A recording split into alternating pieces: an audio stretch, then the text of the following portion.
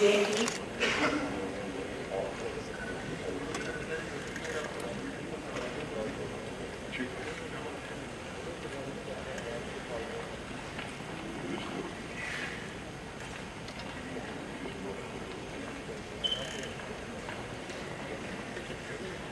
Honorable Lieutenant Governor, J&K and Chancellor, University of Jammu, Shri Manoj Sinha ji. Our keynote speaker, former Chairman ISRO and Chairman Committee for Draft National Education Policy, Dr. K. Kasturi Rangan ji. Advisor to the Honorable Lieutenant Governor, Shri K. Sharma ji. Former Chairman UGC, Professor Ved Prakash ji. Vice Chancellors of various universities, distinguished guests in the audience, and all those joining us through the webcast of this conference in Jammu and in Kashmir, a very good morning. On behalf of the University of Jammu, I extend a very warm welcome and express deep gratitude to everyone for being here in this conference on implementation of National Education Policy 2020 in Jammu and Kashmir. To make this morning a blessed one, let us invoke Goddess Saraswati by kindling the lamp of knowledge and wisdom. Tamso Ma Jyotirgamaya. May we all be led from darkness to light. To mark the auspicious beginning of this conference, may I invite the Governor of Jammu and Kashmir and Chancellor University of Jammu to light the ceremonial lamp. Professor Manoj Dhar, Vice Chancellor University of Jammu, to please accompany the Honorable Chancellor. As we follow the protocol of social distancing, may I request the dignitaries on the dais to please solemnly rise at their respective positions.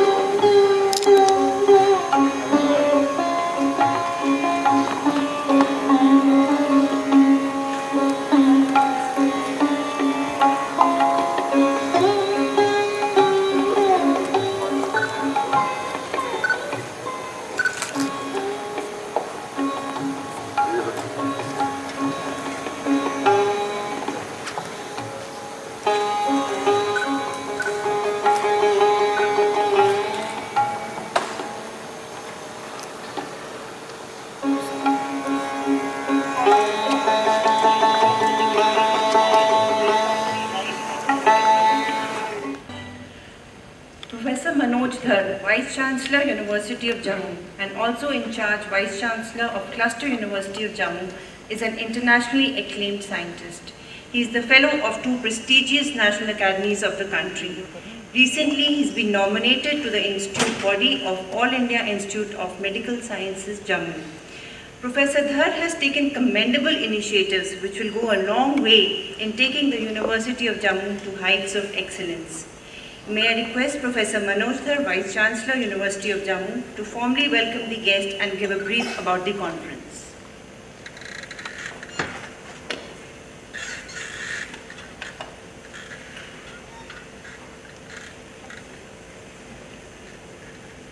Good morning.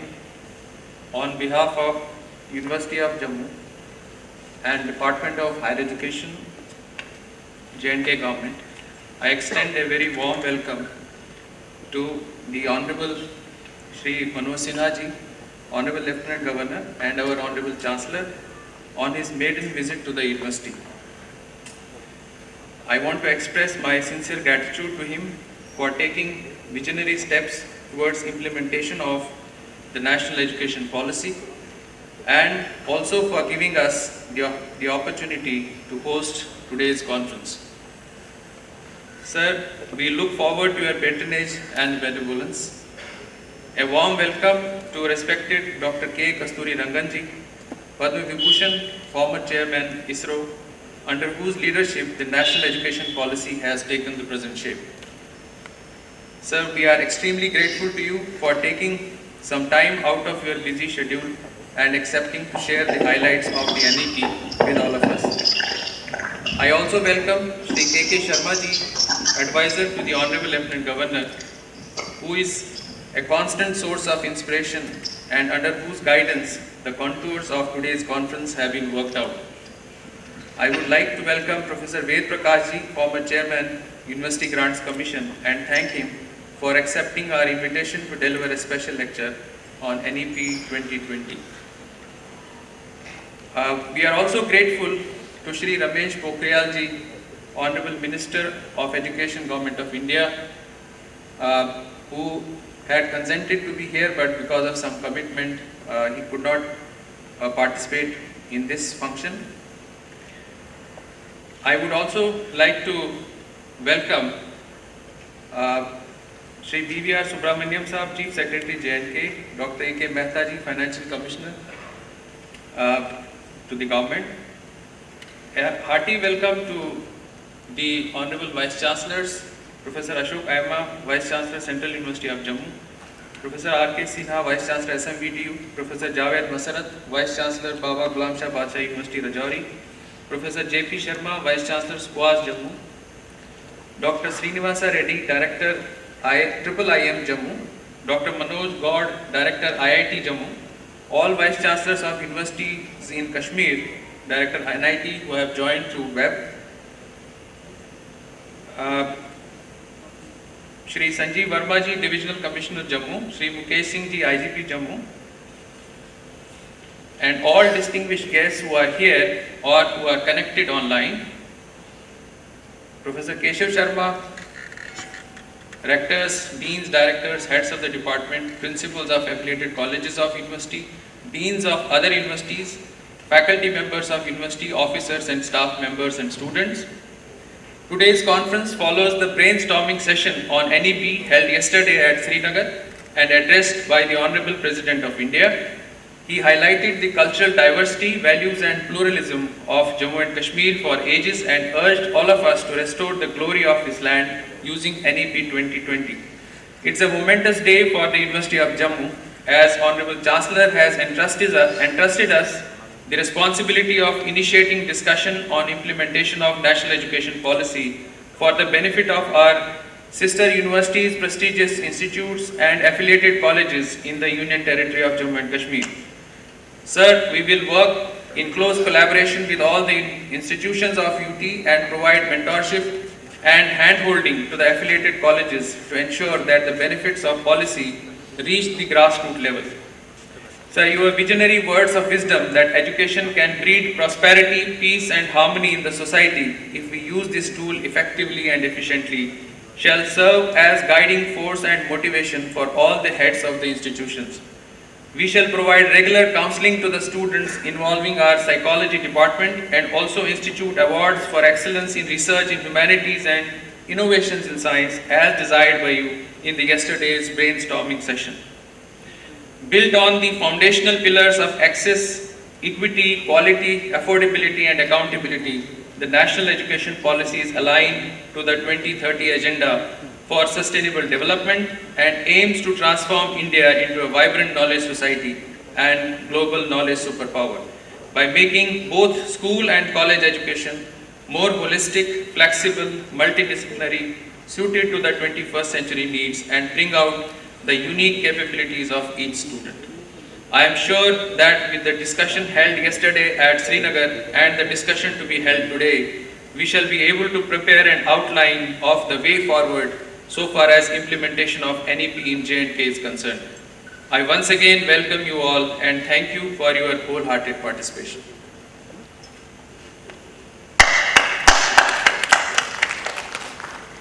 Thank you, sir. Shri K.K. Sharma ji, Advisor to the Honorable Lieutenant Governor Sahib, a dedicated son of the soil, a dynamic administrator who has to his credit introduction of various flagship programs in the field of education in the Government of India. We have often seen him take a great interest in the growth and development of universities, sharing his wisdom and inspiring the youth. Sir, may we request you for your address? Honorable Lieutenant Governor of Jammu and Kashmir, Shri Manoj Sinha ji, Dr. Kasturi Rangan, Professor, who has been the chairman of this path-breaking and historical new National Education Policy 2020, Professor Ved Prakash, former chairman of the University Grants Commission, Honorable Vice Chancellor of Jammu University, Shri Manoj Darji, distinguished Vice Chancellors and heads of the National Institutes of Importance, IIT Jammu, our all universities in Jammu and Kashmir, some of whom are linked through the video network, former Vice Chancellors, Deans and faculty from Jammu University, most importantly, and I'll say why, the principals of the degree colleges of Jammu province who are here in this hall and others who are linked on the web, all other participants and dear friends. It's a privilege for me to be amidst you for this second day of the two conferences on the new education policy, National Education Policy 2020, which we are organizing in Srinagar and Jammu on the behest of our Honorable Lieutenant Governor. It's not many weeks that the new education policy has been launched in the country. Our Honorable Lieutenant Governor felt that it's time to take off immediately and a brainstorming session must take place both in Srinagar and Jammu. Many of you linked with the session at Srinagar yesterday and today we are here. It's a matter of satisfaction for me also that with the full-fledged responsibility undertaken by our universities in Kashmir and Jammu, we are starting successfully with the second of the two conferences, and it's also a matter of privilege that our Honorable Lieutenant Governor, who was with us in the forenoon yesterday at Kashmir, is here very much to listen to us and see how we are going to take this policy forward. I will run a little fast in this presentation that I have, the reasons being that Dr. Kasturi Rangan is the next speaker. We don't want to hold him on the web with reference to his time.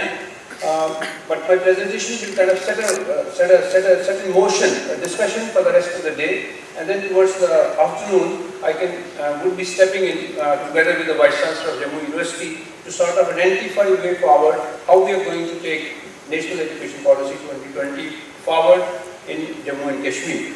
The two-day conferences are mostly aimed at higher education.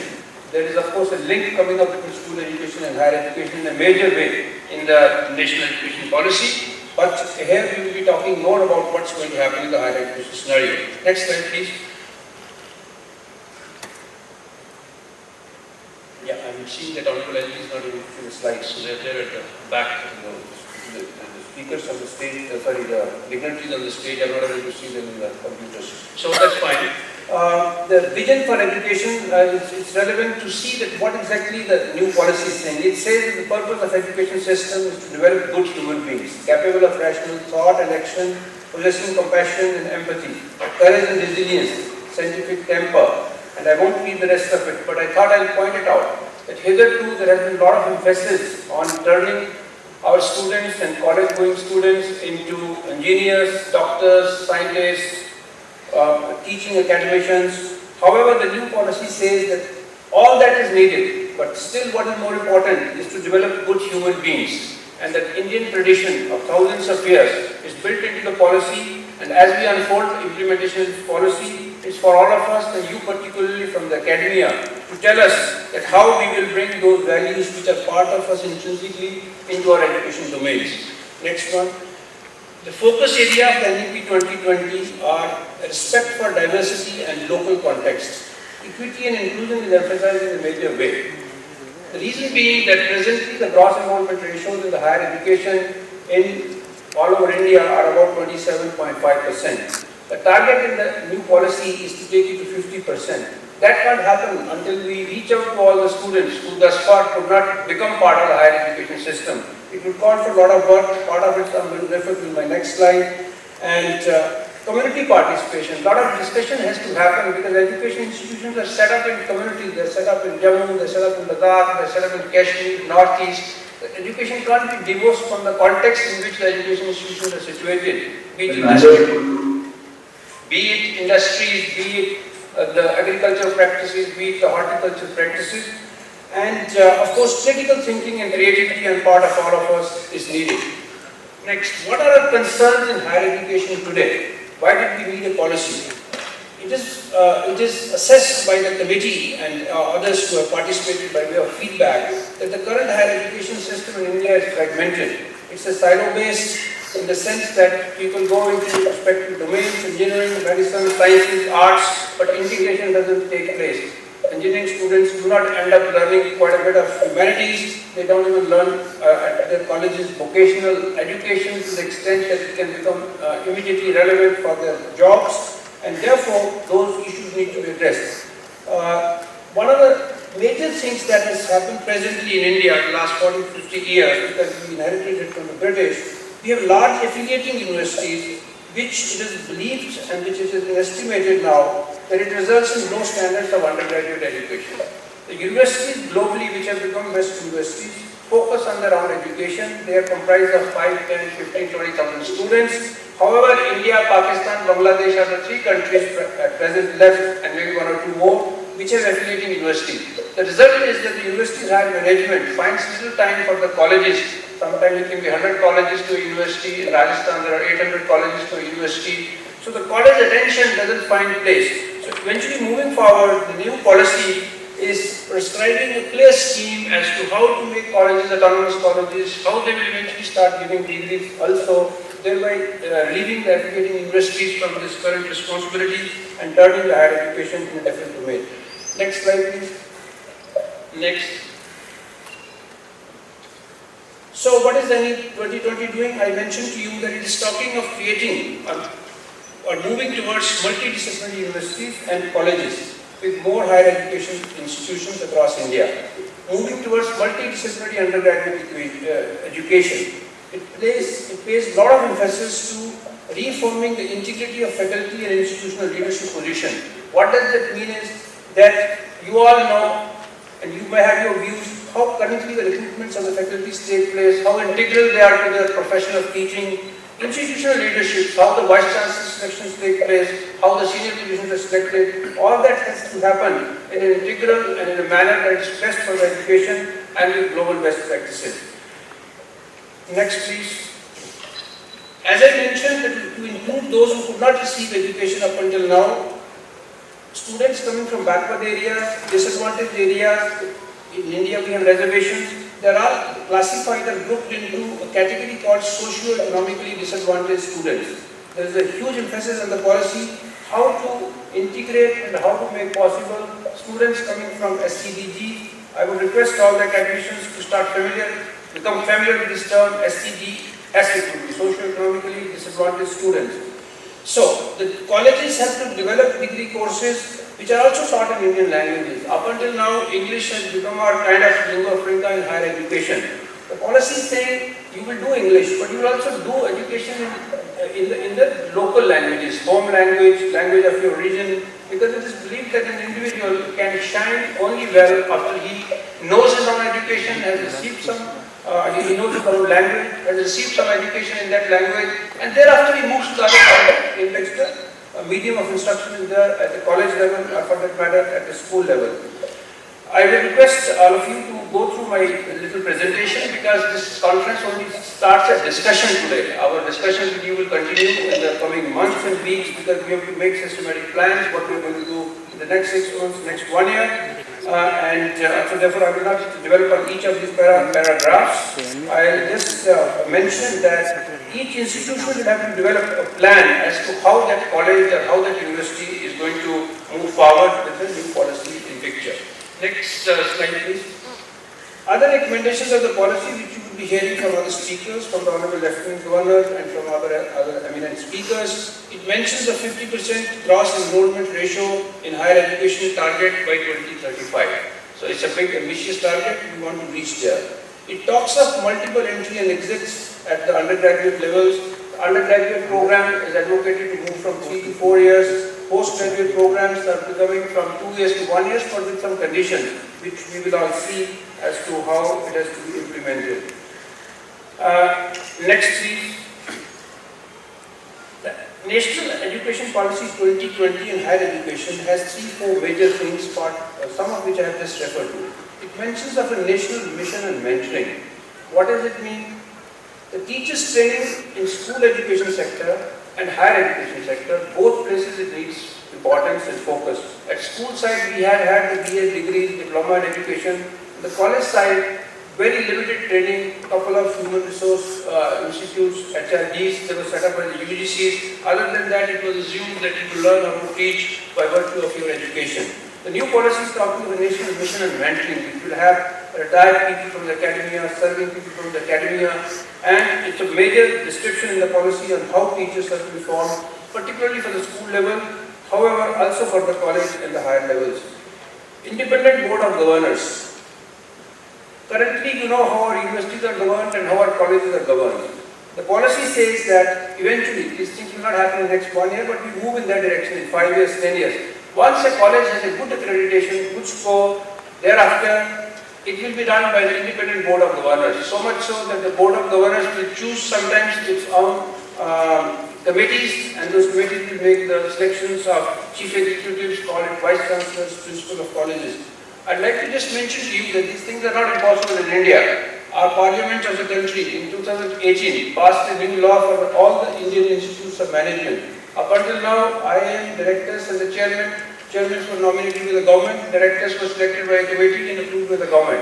Right now, we have a national legislation which is in force where the board of governors of an IIM is authorized, not only authorized, they are responsible for selecting their own director and also selecting their own chairman. This is unheard of. This is part of global practices, practices in the United States, practices in Japan and other countries.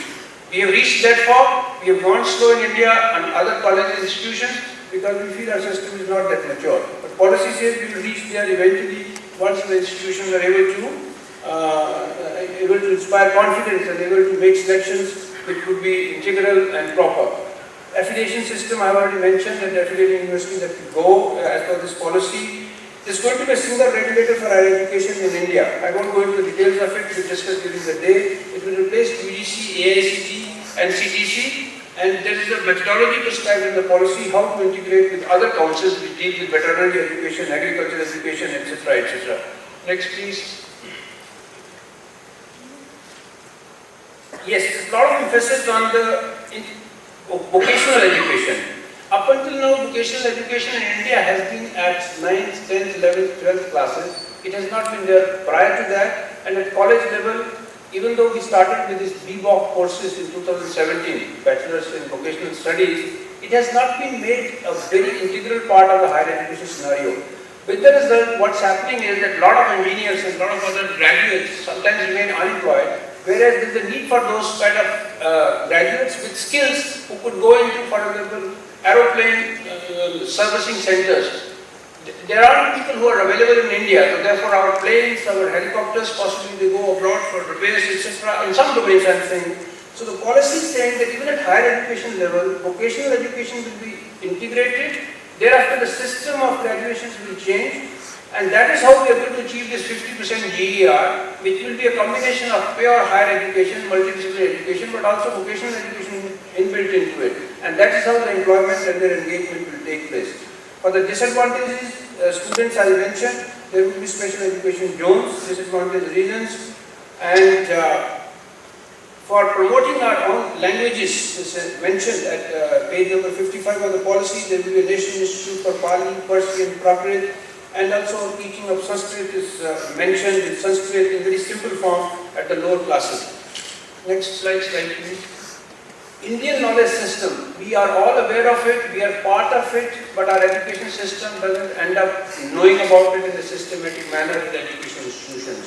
So the policy mentions how traditional arts, institutes for translation and interpretation, how focus on literature and scientific vocabulary of Indian languages, our own classical languages of India, starting with Sanskrit, Prakrit, Tamil, Telugu, how important the focus. Next please. There's a lot of emphasis on technology, and it's also good that during COVID period, we all learned and we moved very fast. Many of us who were afraid of getting onto a Zoom or some Google platform are now quite comfortable. While COVID itself is not at all good news, but what I'm saying is that the progress made in using online education, this is separately a big part of the new policy, because technology is what can help us to take education to the remotest parts, access the best while sitting here from within India, from best institutions in India and also from abroad, and also give in return, if something is happening in Jammu University, best credit is possible by a professor, you will be able to give it to students in other states, Uttar Pradesh and abroad as well. Major recommendations of the policy with reference to teacher education. This is a huge subject. I will not deal with it very much here, but I want to mention that currently the B.Ed training is in B.Ed colleges. They have bad reputation in some states, particularly in Jammu. People who were not deserving ended up opening B.Ed colleges for commercial purposes. The policy says that these will be properly accredited, and the policy recommends that B.Ed education has to be anchored in the universities, because in the universities you have the departments of education, not everywhere, and we should open them, but you have the departments of psychology, humanities, music. Those departments will interface with B.Ed department, education department, so that our teachers going out of the university doing B.Ed, they know that these subjects exist, they have an idea of it, and then they can teach this to children when they go to schools. Next, please. Next. Teacher education and NEP 2020. I have already mentioned this. Next one, please. Next. Yeah. So, in order to reach the 50% GER, we will have the conventional education in the campuses, but open distance learning and online learning has been properly integrated in the policy, and we will have to develop it further. Next, please. What would be the roadmap for action in Jammu and Kashmir? Whenever we want to manage a big change, you have to have a roadmap, and that's how this conference is there. We'll have to establish a vision of our roadmap, do a situation analysis, financial requirement, assign roles and responsibilities and timelines to different stakeholders, and continuously monitor and evaluate how we are. This is what the Honorable Lieutenant Governor has desired of us all, not myself alone, of all the Vice Chancellors for higher education. Committees have been set up. I'm just going to make mention about them in the next slides, and that's how we will move forward. Next, please. What is the current higher education scenario in Jammu and Kashmir? Having talked about the policy in general, J&K, our literacy is 67% as compared to all India average of 74%. So we need to make a progress. It's obvious in that direction. Gross enrollment ratio, fortunately, we are doing good. It's 30.9, but our target for the country is 50, so we will be taking next steps in that direction. Number of colleges per lakh population presently in J&K is 23, national average is 28, so there is a need to open more colleges. Next one, please. These are the total education institutions in India, in Jammu and Kashmir. We have now a good number of universities. We have also after the governor administration, followed by the Union Territory, the Honorable Lieutenant Governor, we added 50 colleges in Jammu and Kashmir. So the underserviced blocks and underserviced districts are getting better service presently. Next. So this is, I'm coming towards the end of my presentation. These are the two task forces the Honorable Lieutenant Governor has set up immediately after this policy has been approved by the Union Government. There is a task force on higher education. I have been made chair. However, there are the vice chancellors of all the universities, and academicians, both from the private and the public sector, will be brought into this committee to take their views. There is a task force on school education, which will again have the government functionaries. However, but it will also have the academicians to be nominated by the government, principals of government and private schools, and in the higher education, we will have the principals of degree colleges to assist us as to how the changes are to be implemented. Next one, please. Just a couple of sentences on this. The new policy talks a lot about autonomous colleges. Colleges at present, you all know, are affiliated. For a college to become autonomous, I just want to mention that it has to have current regulations required to have NAC A+ accreditation for 2 consecutive sessions. There are few colleges who get covered like this. College principals who are sitting in this hall and who are hearing this session, I request you to look into what misses for you to get these accreditations. Of course, the policy also talks of how accreditation system itself will change in the country and how they will relook into accreditation requirements to facilitate the colleges becoming autonomous. This is a major change because we can't have thousands of universities in India. It takes a lot of money to set up a big university campus. The new policy has gone into this. It's looked into global practices. If a college, there are like St. Stephen's College in Delhi, or for that matter, we have our Jammu Parade College, which is an autonomous college. They can do everything that a university can do for their students. The policy is saying that we delink them from the university, and that's what's advocated. Next, please. Way forward. For us here, these are a couple of points here. Curriculum revamping, renewing, revising the curriculum. The National Testing Agency has been given a responsibility to look into also how to make admissions for BA. Suggestions have been given. Remote teaching, learning, contextualization at all levels will have to be done, including at higher education level. And expert in local languages like Dogri, Kashmiri, Pahadi would need to be identified, their transcripts prepared and integrated into the curriculum appropriately. Courses will have to be linked with employability, which we have already talked.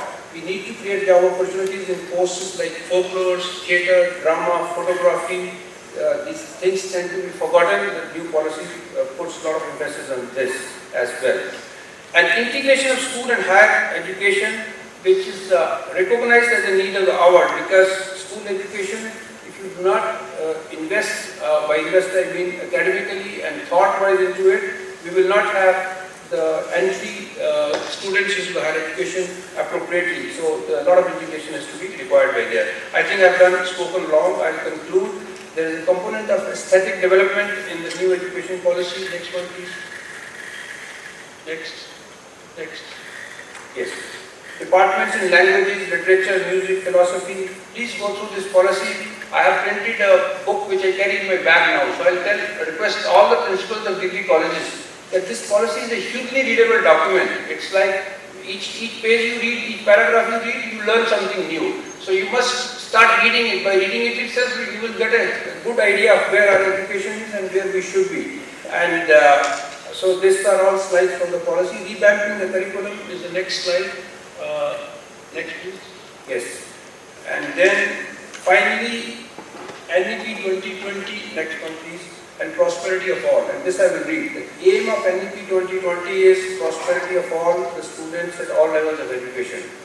There are provisions of flexibility at all levels, may it be entry points or exit points. Credit account system is for those who leave their education due to any reason. Every credit earned will be saved and hence a student-friendly policy. This is. It has a unique quality of earning while learning so that students can earn their livelihood by bringing prosperity in their lives. Next. Education is a concurrent subject, you all know, so the policy implementation will need careful planning, joint monitoring and collaborative implementation between the central government and the states. Next. Hopes are high for bringing qualitative changes in education system, and let's work together for successful implementation of this new policy and contribute in building Union Territory of Jammu and Kashmir as a superpower hub of knowledge. Thank you very much. Thank you, sir, for this very interesting and insightful presentation. It will definitely help us. Dr. K. Kasturi Rangan chaired the Indian Space Program as chairman of the Indian Space Research Organization for 9 years. He is currently the Chancellor of the Central University of Rajasthan and NIT.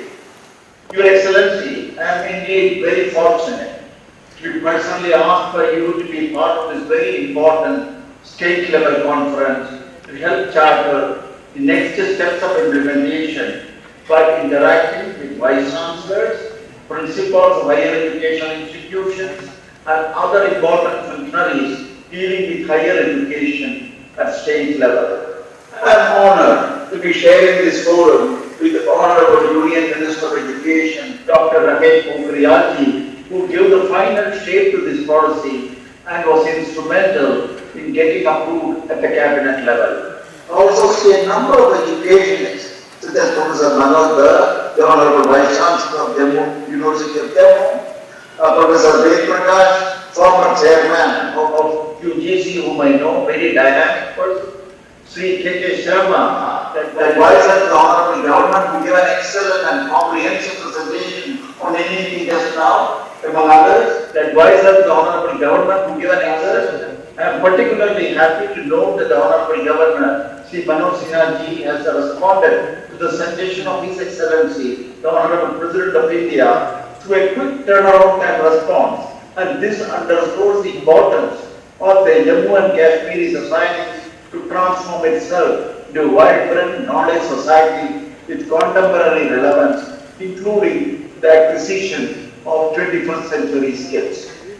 In the subsequent part of my talk, I shall attempt to give an overview of the National Education Policy 2020 with special focus on giving you all a few glimpses of the thought process that went into its formulation. Our focus is captured well in one of the statements in our document, and I quote, "Providing universal access to quality education is the key to India's continued ascent and leadership on the global stage in terms of economic growth, social justice and equality, scientific advancement, national integration and cultural preservation." The policy provides an integrated yet flexible approach to education. Further, it has kept the interconnectedness of the various phases of education in mind and how the same will enable continuity, coherence and processes to ultimately realize an end-to-end educational roadmap for the country. An articulation of a broad view of education encompassing the holistic development with special emphasis on kindling of the creative potential of each individual in all its richness and complexity has grown increasingly popular in recent years. The policy thus aims at the development of the 21st century skills for the students while giving enough flexibility in making choices consistent with the dynamics of the knowledge society. This conference addresses mainly the policy aspects related to higher education. However, recognizing the interconnectedness of the various phases of education, I shall briefly dwell upon some aspects of school education, not only because of its intrinsic importance, but also because how a student experiences the schooling phase of education could have a significant influence on those who subsequently pursue higher education, besides, of course, helping to lay the foundation for lifelong learning.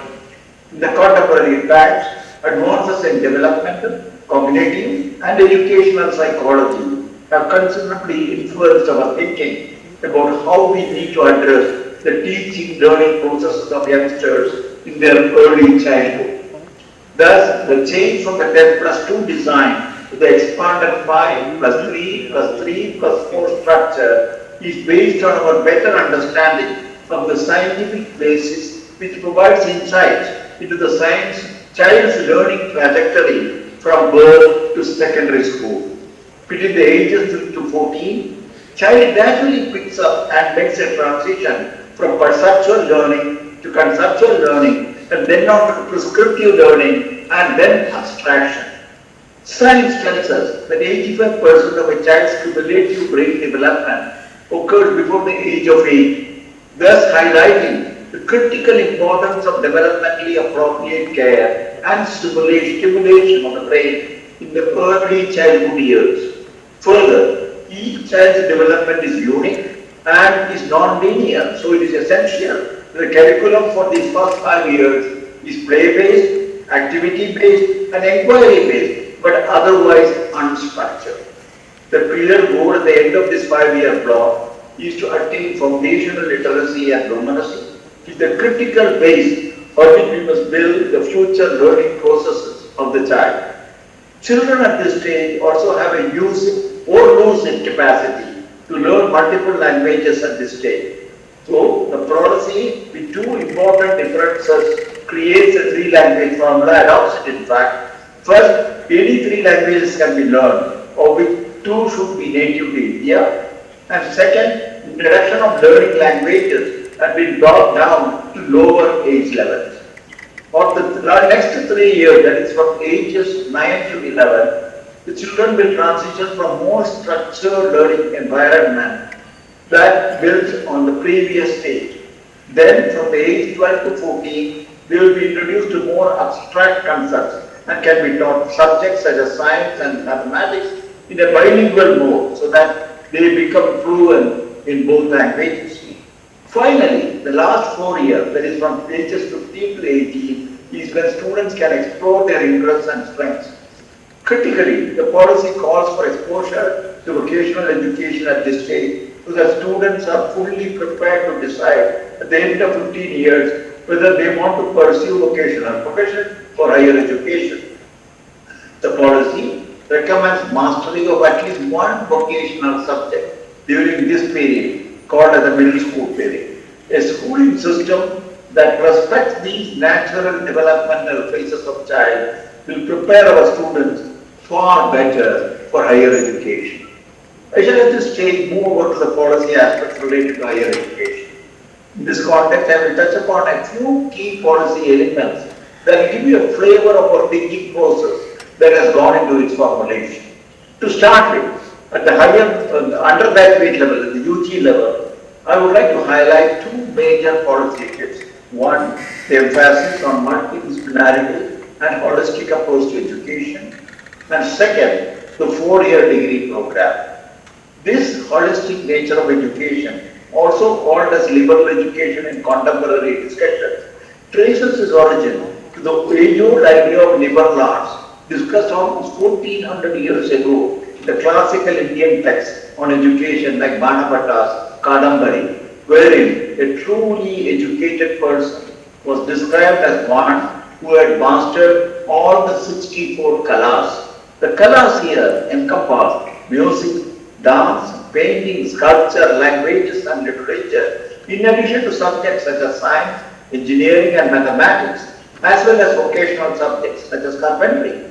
In a similar perspective, Albert Einstein once said, and I quote, all religions, arts and sciences are branches from the same tree. This holistic view of all human knowledge and inquiry is fundamentally connected and is reflected in the history of higher education to the present day. This view holds that a broad and interwoven education is essential to the preparation of citizens for life, work and civic participation.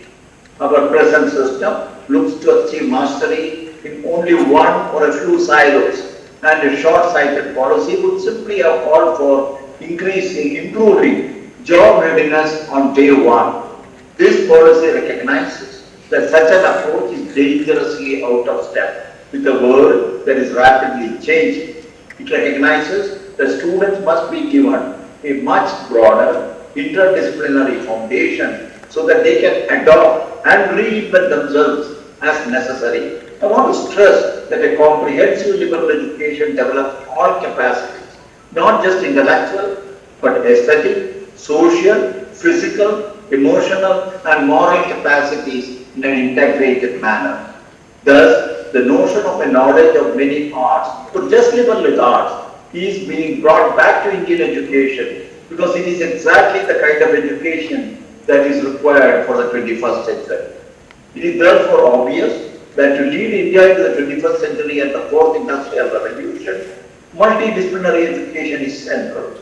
Even engineering schools such as IITs will move towards more holistic multidisciplinary education with more arts and humanities, while arts and humanities students will learn more of science, while all will try to make an effort to incorporate more vocational subjects and soft skills. India's rich legacy in the arts as well as in sciences and beyond will significantly help in making the move towards such an education be an easy and natural transition. Undergraduate degree will either be 3 or 4 year duration with multiple exit options within this period with appropriate certification. A certificate after completing 1 year in a discipline including vocational or professional areas, or a diploma after 2 years, or a bachelor's degree after 3 years. The 4-year multidisciplinary bachelor program provides opportunity to experience the full range of holistic and multidisciplinary education which focus on chosen major and minor as per the choice of the student. This can also include teacher education at the BEd and more specialized vocational training, bachelor of vocational education. Students will also have options to pursue undergraduate research, and a 4-year honors degree will give them direct access to PhD programs. This policy takes a firm view that vocational education must be integrated within the undergraduate education.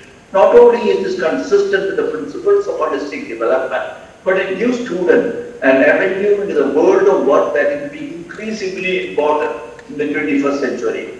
I want to clearly emphasize this point because we tend to have a very narrow conception of vocational education, and we therefore undervalue it. With advances in technologies such as artificial intelligence and augmented reality, we clearly foresee an increasing number of hybrid jobs where a human's vocational skills will complement the capabilities of high-tech equipment.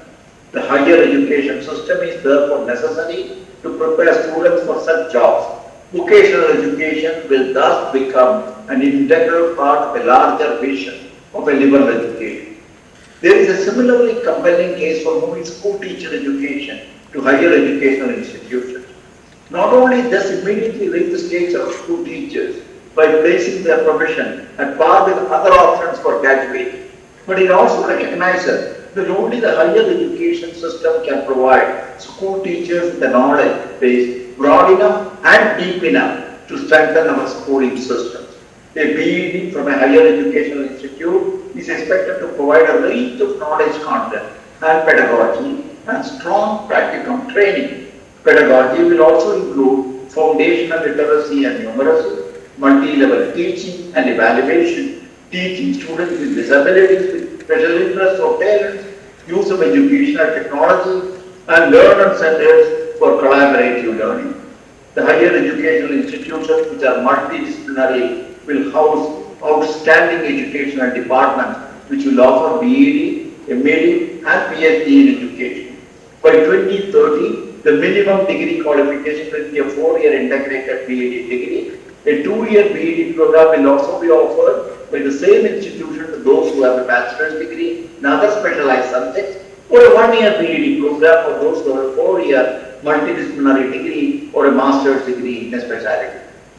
One of the main thrusts of this policy for higher education is to end the fragmentation of higher education by transforming higher educational institutions into large multidisciplinary universities, colleges, and HCI clusters to knowledge hub, each with at least 3,000 or more students.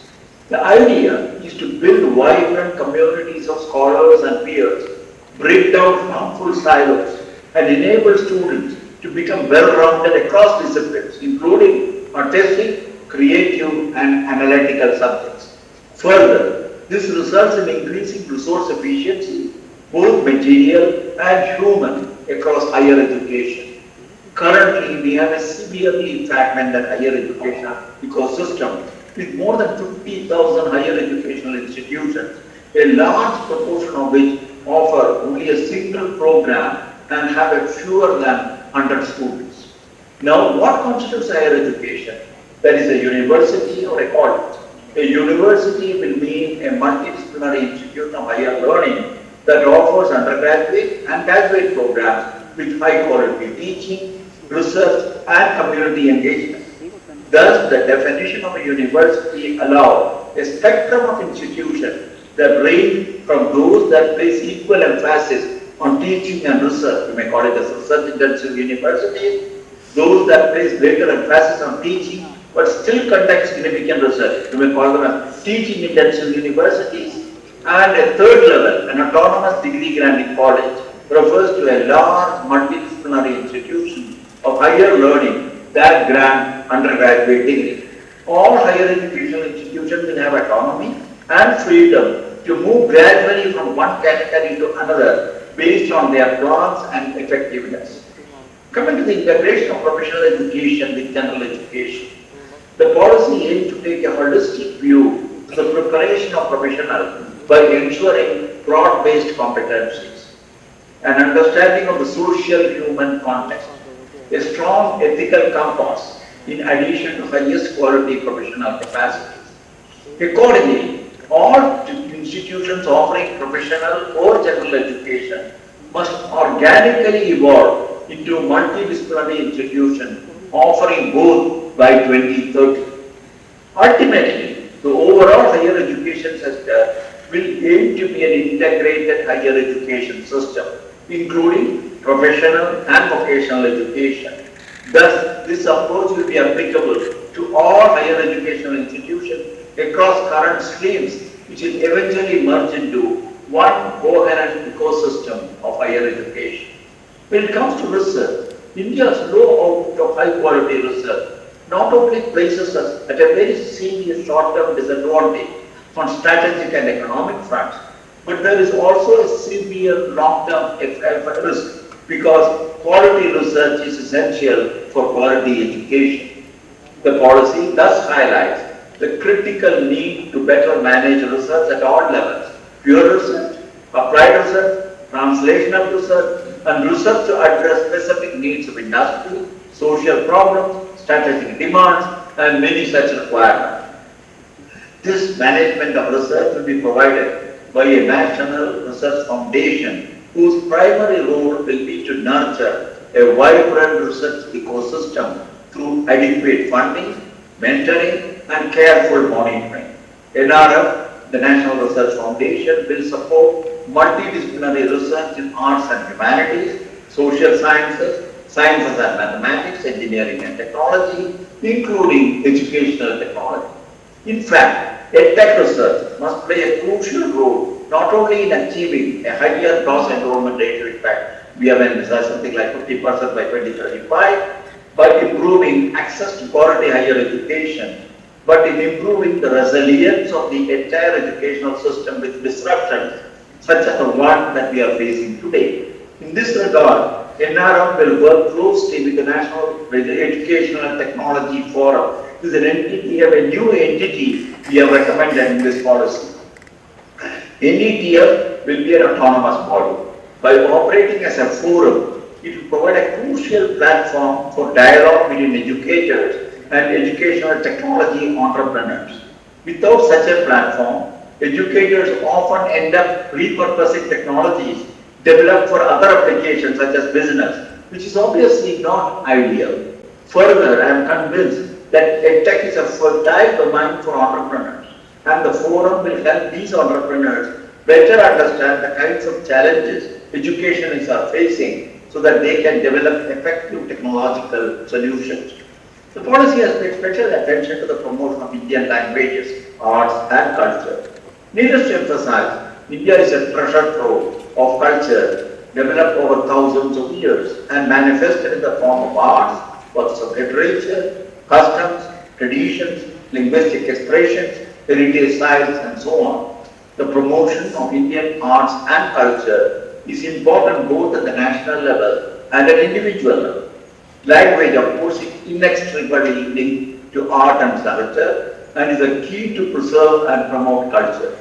Unfortunately, Indian languages have not received their due attention and care, with country losing something like 220 languages in the last 50 years. Further, even those languages of India are not officially on the endangered list, such as the 22 languages of the 8th schedule, are facing difficulties. The policy therefore recommends learning and teaching of Indian languages by integrating with school and higher education. Another recommendation is to develop high-quality programs and degrees in translation and interpretation, arts and museum administration, archaeology, graphic design, and web design within higher education system. At this juncture, I'd like to say a few words about the reformed regulatory structure of higher education. The regulatory system is in need of a complete overhaul in order to re-energize the higher education sector and enable it to thrive. Towards this objective, the regulatory system of higher education will ensure that the distinct functions of regulation, accreditation, funding, and academic standard setting will be performed by distinct, independent, and empowered bodies. It is expected to create checks and balances in the system, minimize conflicts of interest, and eliminate concentrations of power. These four institutional structures will work independently, but at the same time work in synergy towards common goals. These four structures, the National Higher Education Regulatory Council, the National Accreditation Council, Higher Education Grants Council, and General Education Council, will be set up as four independent verticals within one umbrella institution, the Higher Education Commission of India. Coming to effective governance and leadership, the policy recognizes that the effective governance and leadership is the key for the creation of a culture of excellence and innovation in higher educational institutions. In the last 15 years, in the next 15 years I would like to say, through a system of graded accreditation and graded autonomy, All higher educational institutions will aim to become independent, self-governing institutions pursuing excellence.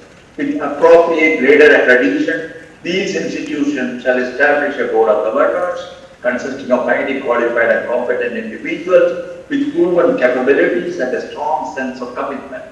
The board of governors will be empowered to govern the institution free of any external interference, make all appointments including that of the head of the institution, and take all decisions regarding the governance. It is envisaged that all higher educational institutions will be incentivized, supported, and mentored during the process of institution, moving from autonomous and then have such empowered board of governors on by 2035. In conclusion, I'd like to re-emphasize that a good education system is central to realizing the ambitious socio-economic development goals of India. On the other hand, education is also extraordinarily complex field by its very nature and goals. India's vibrant diversity and plurality exacerbates this complexity. This policy, crafted with the intention of the creation of a 21st century knowledge society, duly recognizes the multiple dimensions of education as well as its holistic nature. As a key step towards its realization, the policy recommends strengthening and empowering the Central Advisory Board of Education (CABE), which will have a much greater mandate beyond being a forum for widespread consult and examination of issues related to education and cultural development. The remodeled and rejuvenated CABE shall also be responsible for developing, articulating, evaluating, and revisiting the vision of education in the country on a continuous basis, in close collaboration with MHRD and the corresponding apex bodies of the states. It shall also create and continuously review the institutional frameworks that shall help realize this vision. The present MHRD is redesignated as Ministry of Education to bring the focus back on education and training. It's gratifying to note that the NEP 2020 has received tremendous attention from the Honorable Minister of Education, Sri Pokhriyal ji, thereby making speedy progress towards its implementation. I may recall that Pokhriyal ji set up the necessary institutional mechanism in the last 1 year of processing the proposal to ensure that more than 2.5 lakhs of inputs were looked in from the public domain consultation, and we also consulting several education ministers of different states, and also coming out with the multiple languages in which this was widely disseminated. He has taken a tremendous interest in ensuring that the outreach for this particular policy is today available. Is something which is quite effective in the context of reaching the nooks and corners of the study. With several interactive sessions being organized at the level of the Honorable Prime Minister, the policy has rekindled unbounded enthusiasm towards its implementation, both at the central and state level.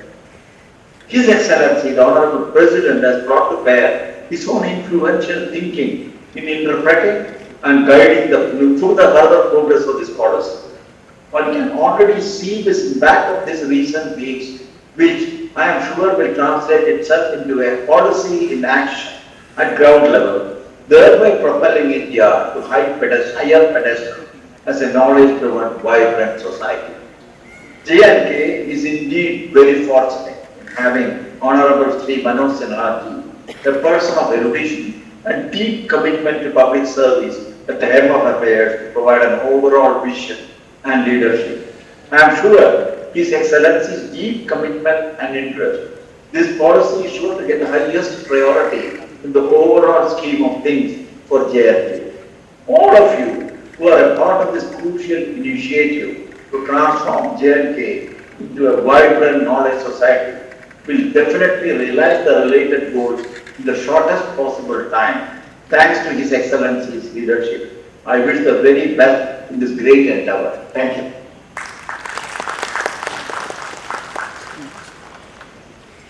Thank you, sir, for sharing the nuances of the policy. Insights and various perspectives of the policy that you've provided shall go a long way and help us in due implementation. Ladies and gentlemen, it is indeed a proud privilege for us to have here with us Honorable Lieutenant Governor of the UT of J&K and Chancellor of the University of Jammu to address the gathering today. A technocrat politician, a visionary administrator, a people's person and an inspiration leader whose vibrant presence in J&K is already being felt. Sir, may I request you to please address the gathering. Doctor के कस्तूरी रंगन, जिनको भी हम सब ने सुना है, हमारे adviser Shri के शर्मा जी, यूजीसी के x chairman doctor Ved Prakash ji, इस आयोजन के प्रमुख और जम्मू विश्वविद्यालय के वाइस चांसलर डॉक्टर मनोज धर जी, प्रोफेसर अशोक एमा जी, professor R K Sinha ji, professor Javed Musharraf ji, professor doctor JP Sharma ji, doctor Srinivas Reddy ji, Shri Manoj Gaur ji, सभागार में उपस्थित विभिन्न विश्वविद्यालयों के professor, deans, principals, higher education department के सभी ऑफिशियल्स,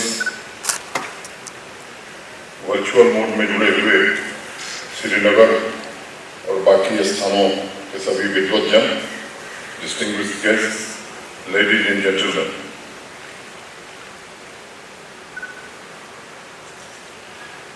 मैं आदरणीय राष्ट्रपति जी का, आदरणीय प्रधानमंत्री जी का, भारत के शिक्षा मंत्री डॉक्टर रमेश पोखरियाल जी का और इस नई शिक्षा नीति के शिल्पकार डॉक्टर कस्तूरी रंगन जी का हृदय से बहुत आभारी। अभी प्रोफेसर मनोज धर साहब ने, के शर्मा जी ने और डॉक्टर कस्तूरी रंगन जी ने बहुत सी महत्वपूर्ण बातें कही। उस पर हम सबको न सिर्फ ध्यान देने बल्कि अमल करने की आवश्यकता है। सुबह भारत सरकार के शिक्षा मंत्री डॉक्टर रमेश पोखरियाल ने फोन पर मुझे बताया कि संसद में कोई बिल है, इसके कारण वो वर्चुअल मोड में जुड़ने वाले थे, नहीं जुड़ रहे हैं, लेकिन उनको जो आपसे आग्रह करना है, जो बात कहनी है, उसका वीडियो उन्होंने भेजा है। इसलिए जो मूल कार्यक्रम था उसमें थोड़ी तब्दीली की गई, वो आगे आप सुनेंगे। कल नई राष्ट्रीय शिक्षा नीति को लेकर श्रीनगर में चर्चा हुई है। उसमें से कुछ बातें प्रोफेसर धर ने आपको बताई हैं। मैं कहूँगा कि चर्चा नहीं बल्कि संवाद हुआ था, क्योंकि चर्चा का अपने आप में कोई अर्थ नहीं होता है। अर्थ हमें डालना होता है। किसी बैठक में जब हम संवाद करते हैं तो मैं मानता हूँ अर्थ आ जाता है। शिक्षा का विषय भी बिल्कुल ऐसा ही है। जब क्लास में संवाद होता है तभी अर्थपूर्ण बातें निकल कर आती हैं। हमारे एडवाइजर श्री के शर्मा जी ने नई शिक्षा नीति के कुछ खास बिंदुओं के ऊपर कल भी एक विस्तृत प्रेजेंटेशन दिया था और आज भी आपके समक्ष एक प्रेजेंटेशन उन्होंने प्रस्तुत किया है। कल प्रोफेसर वेद प्रकाश जी ने बहुत ही महत्वपूर्ण सुझाव दिए थे कि प्रायोरिटीज क्या क्या हैं, प्रैक्टिकल इश्यूज क्या क्या हैं, जिन्हें हमें इमीडिएटली एड्रेस करने की जरूरत है। मैं डॉक्टर वेद प्रकाश से क्षमा चाहता हूँ, कल मुझे कार्यक्रम के बीच से निकलना पड़ा, क्योंकि आज इस कार्यक्रम में शामिल होना था, लेकिन आज मैं उनके पूरे उद्बोधन तक मैं रहने वाला हूँ। अभी इसके बाद डॉक्टर वेद प्रकाश जी को आप सब सुनेंगे। आज भी हम जम्मू में नई शिक्षा नीति पर संवाद पर जोर देंगे ताकि नीति जल्दी से जमीन पर उतरती हुई नजर आए। मित्रों, this is a land of mistake, artists, scientists, intellectuals, philosophers, and poets. Laleshwari की शब्दों को भला कौन भूल सकता है? These are the blissful words, and I quote, my guru gave a single percent. Turn your gaze from outside to inside. Fix it on the hidden self, unquote. When I look at this beautiful union territory of Jammu and Kashmir, I do not only see the valleys, rivers, and mountains. I see the bright mind. I see the beautiful souls with such high peaks of awareness. And that is why it is my strong belief that the impact of changes in new education policy will be far greater in Jammu and Kashmir. Friends, education is a blessing, and I strongly feel with the right approach and determined effort, we can create a golden future for our youth in this region. It is my dream to make Jammu and Kashmir an oasis of talents. It is my dream to see Jammu and Kashmir having abundance both of knowledge, enterprise, and a skilled youth population, and I promise to work tirelessly to make it a reality. The education system that we have today is very insufficient and incomplete. It only creates people who may earn their livelihoods, but with new changes in education policy, we will create incomparable talents, beautiful human beings who will quickly adapt to changing global scenarios and will make Jammu and Kashmir a fountainhead of knowledge, innovation, prosperity and peace. आज सुबह जब मैं यहाँ के लिए आ रहा था, बैठे बैठे मन में ख्याल आया कि एक लाइन में शिक्षा नीति को कैसे परिभाषित करें। तो मैंने लिखा कि तालीम के बिछौने पर तुम्हारा हाथ पकड़कर सपने का एक टुकड़ा इस नई शिक्षा नीति ने बुना है। यह मेरा, आपका, अभिभावकों का और सभी छात्र छात्राओं का सपना है कि इस क्रांतिकारी नीति को जल्द से जल्द लागू किया है, ताकि स्कूल से लेकर कॉलेज तक की शिक्षा में आमूलचूल परिवर्तन लाया जा सके। डॉक्टर कस्तूरी रंगन जी और उनकी टीम ने शिक्षा नीति को इस प्रकार से तराशा है ताकि यह जीवन की आवश्यकता अनुसार एक नए समान और समृद्ध समाज का निर्माण कर सके। मैं मानता हूँ कि 21वीं सदी के इस स्किल्स की जो रिक्वायरमेंट्स हैं और छात्रों की जो एस्पिरेशंस हैं, उसे यह शिक्षा नीति अवश्य पूरा करेगी और हम जम्मू कश्मीर में एक डायनेमिक नॉलेज सोसाइटी का निर्माण करने में सफल होंगे। इस 66 पेज के दस्तावेज में जो रिकमेंडेशंस हैं वो आपने पढ़ी हैं, इसलिए मैं उसके डिटेल में न जाकर कुछ अहम मुद्दों पर आपसे बातचीत करना चाहूँगा और कुछ सजेशन भी आपके सामने रखना चाहूँगा।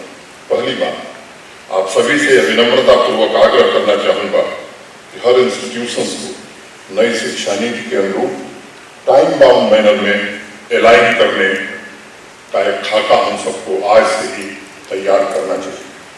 आप लोग छात्रों के, अभिभावकों के मन में जो भी शंकाएं हैं उनको तार्किक तरीके से दूर करें।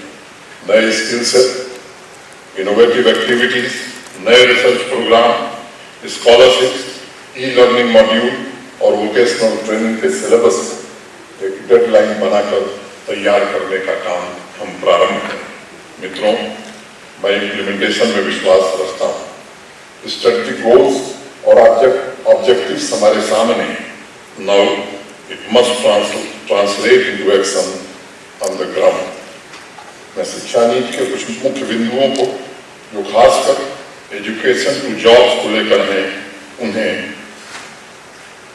जम्मू कश्मीर के एजुकेशन इंस्टीट्यूशन में जल्द से जल्द देखना चाहूँगा। एक सुझाव है कि जब हम मूल्य आधारित शिक्षा की बात करते हैं तो ये जरूरी हो जाता है कि स्टूडेंट्स फीडबैक कल्चर को सभी शिक्षण संस्थान महत्व दें। अभी कल मैं हार्वर्ड यूनिवर्सिटी का एक पेपर पढ़ रहा था, उसमें संस्थान की तरफ से बाकायदा गाइडलाइंस बनाई गई हैं कि किस प्रकार से स्टूडेंट्स के फीडबैक को कलेक्ट करना है और उन पर कैसे साइंटिफिक तरीके से मूल्यांकन करके अमल में लाना है। मुझे जाने माने दार्शनिक रॉल्फ इमर्सन की एक बात याद आती है, the secret of education lies in respecting the students. हर छात्र के फीडबैक में कुछ न कुछ जीनियस छुपा होगा और इसलिए यह मॉड्यूल हमें अपने सभी संस्थानों में लागू करना चाहिए। दूसरी बात, आपने देखा होगा MIT के टीचर्स कोर्स के दौरान 15 दिनों तक का एक इनोवेशन कंपटीशन रखते हैं जो किसी दायरे में नहीं बना होता है।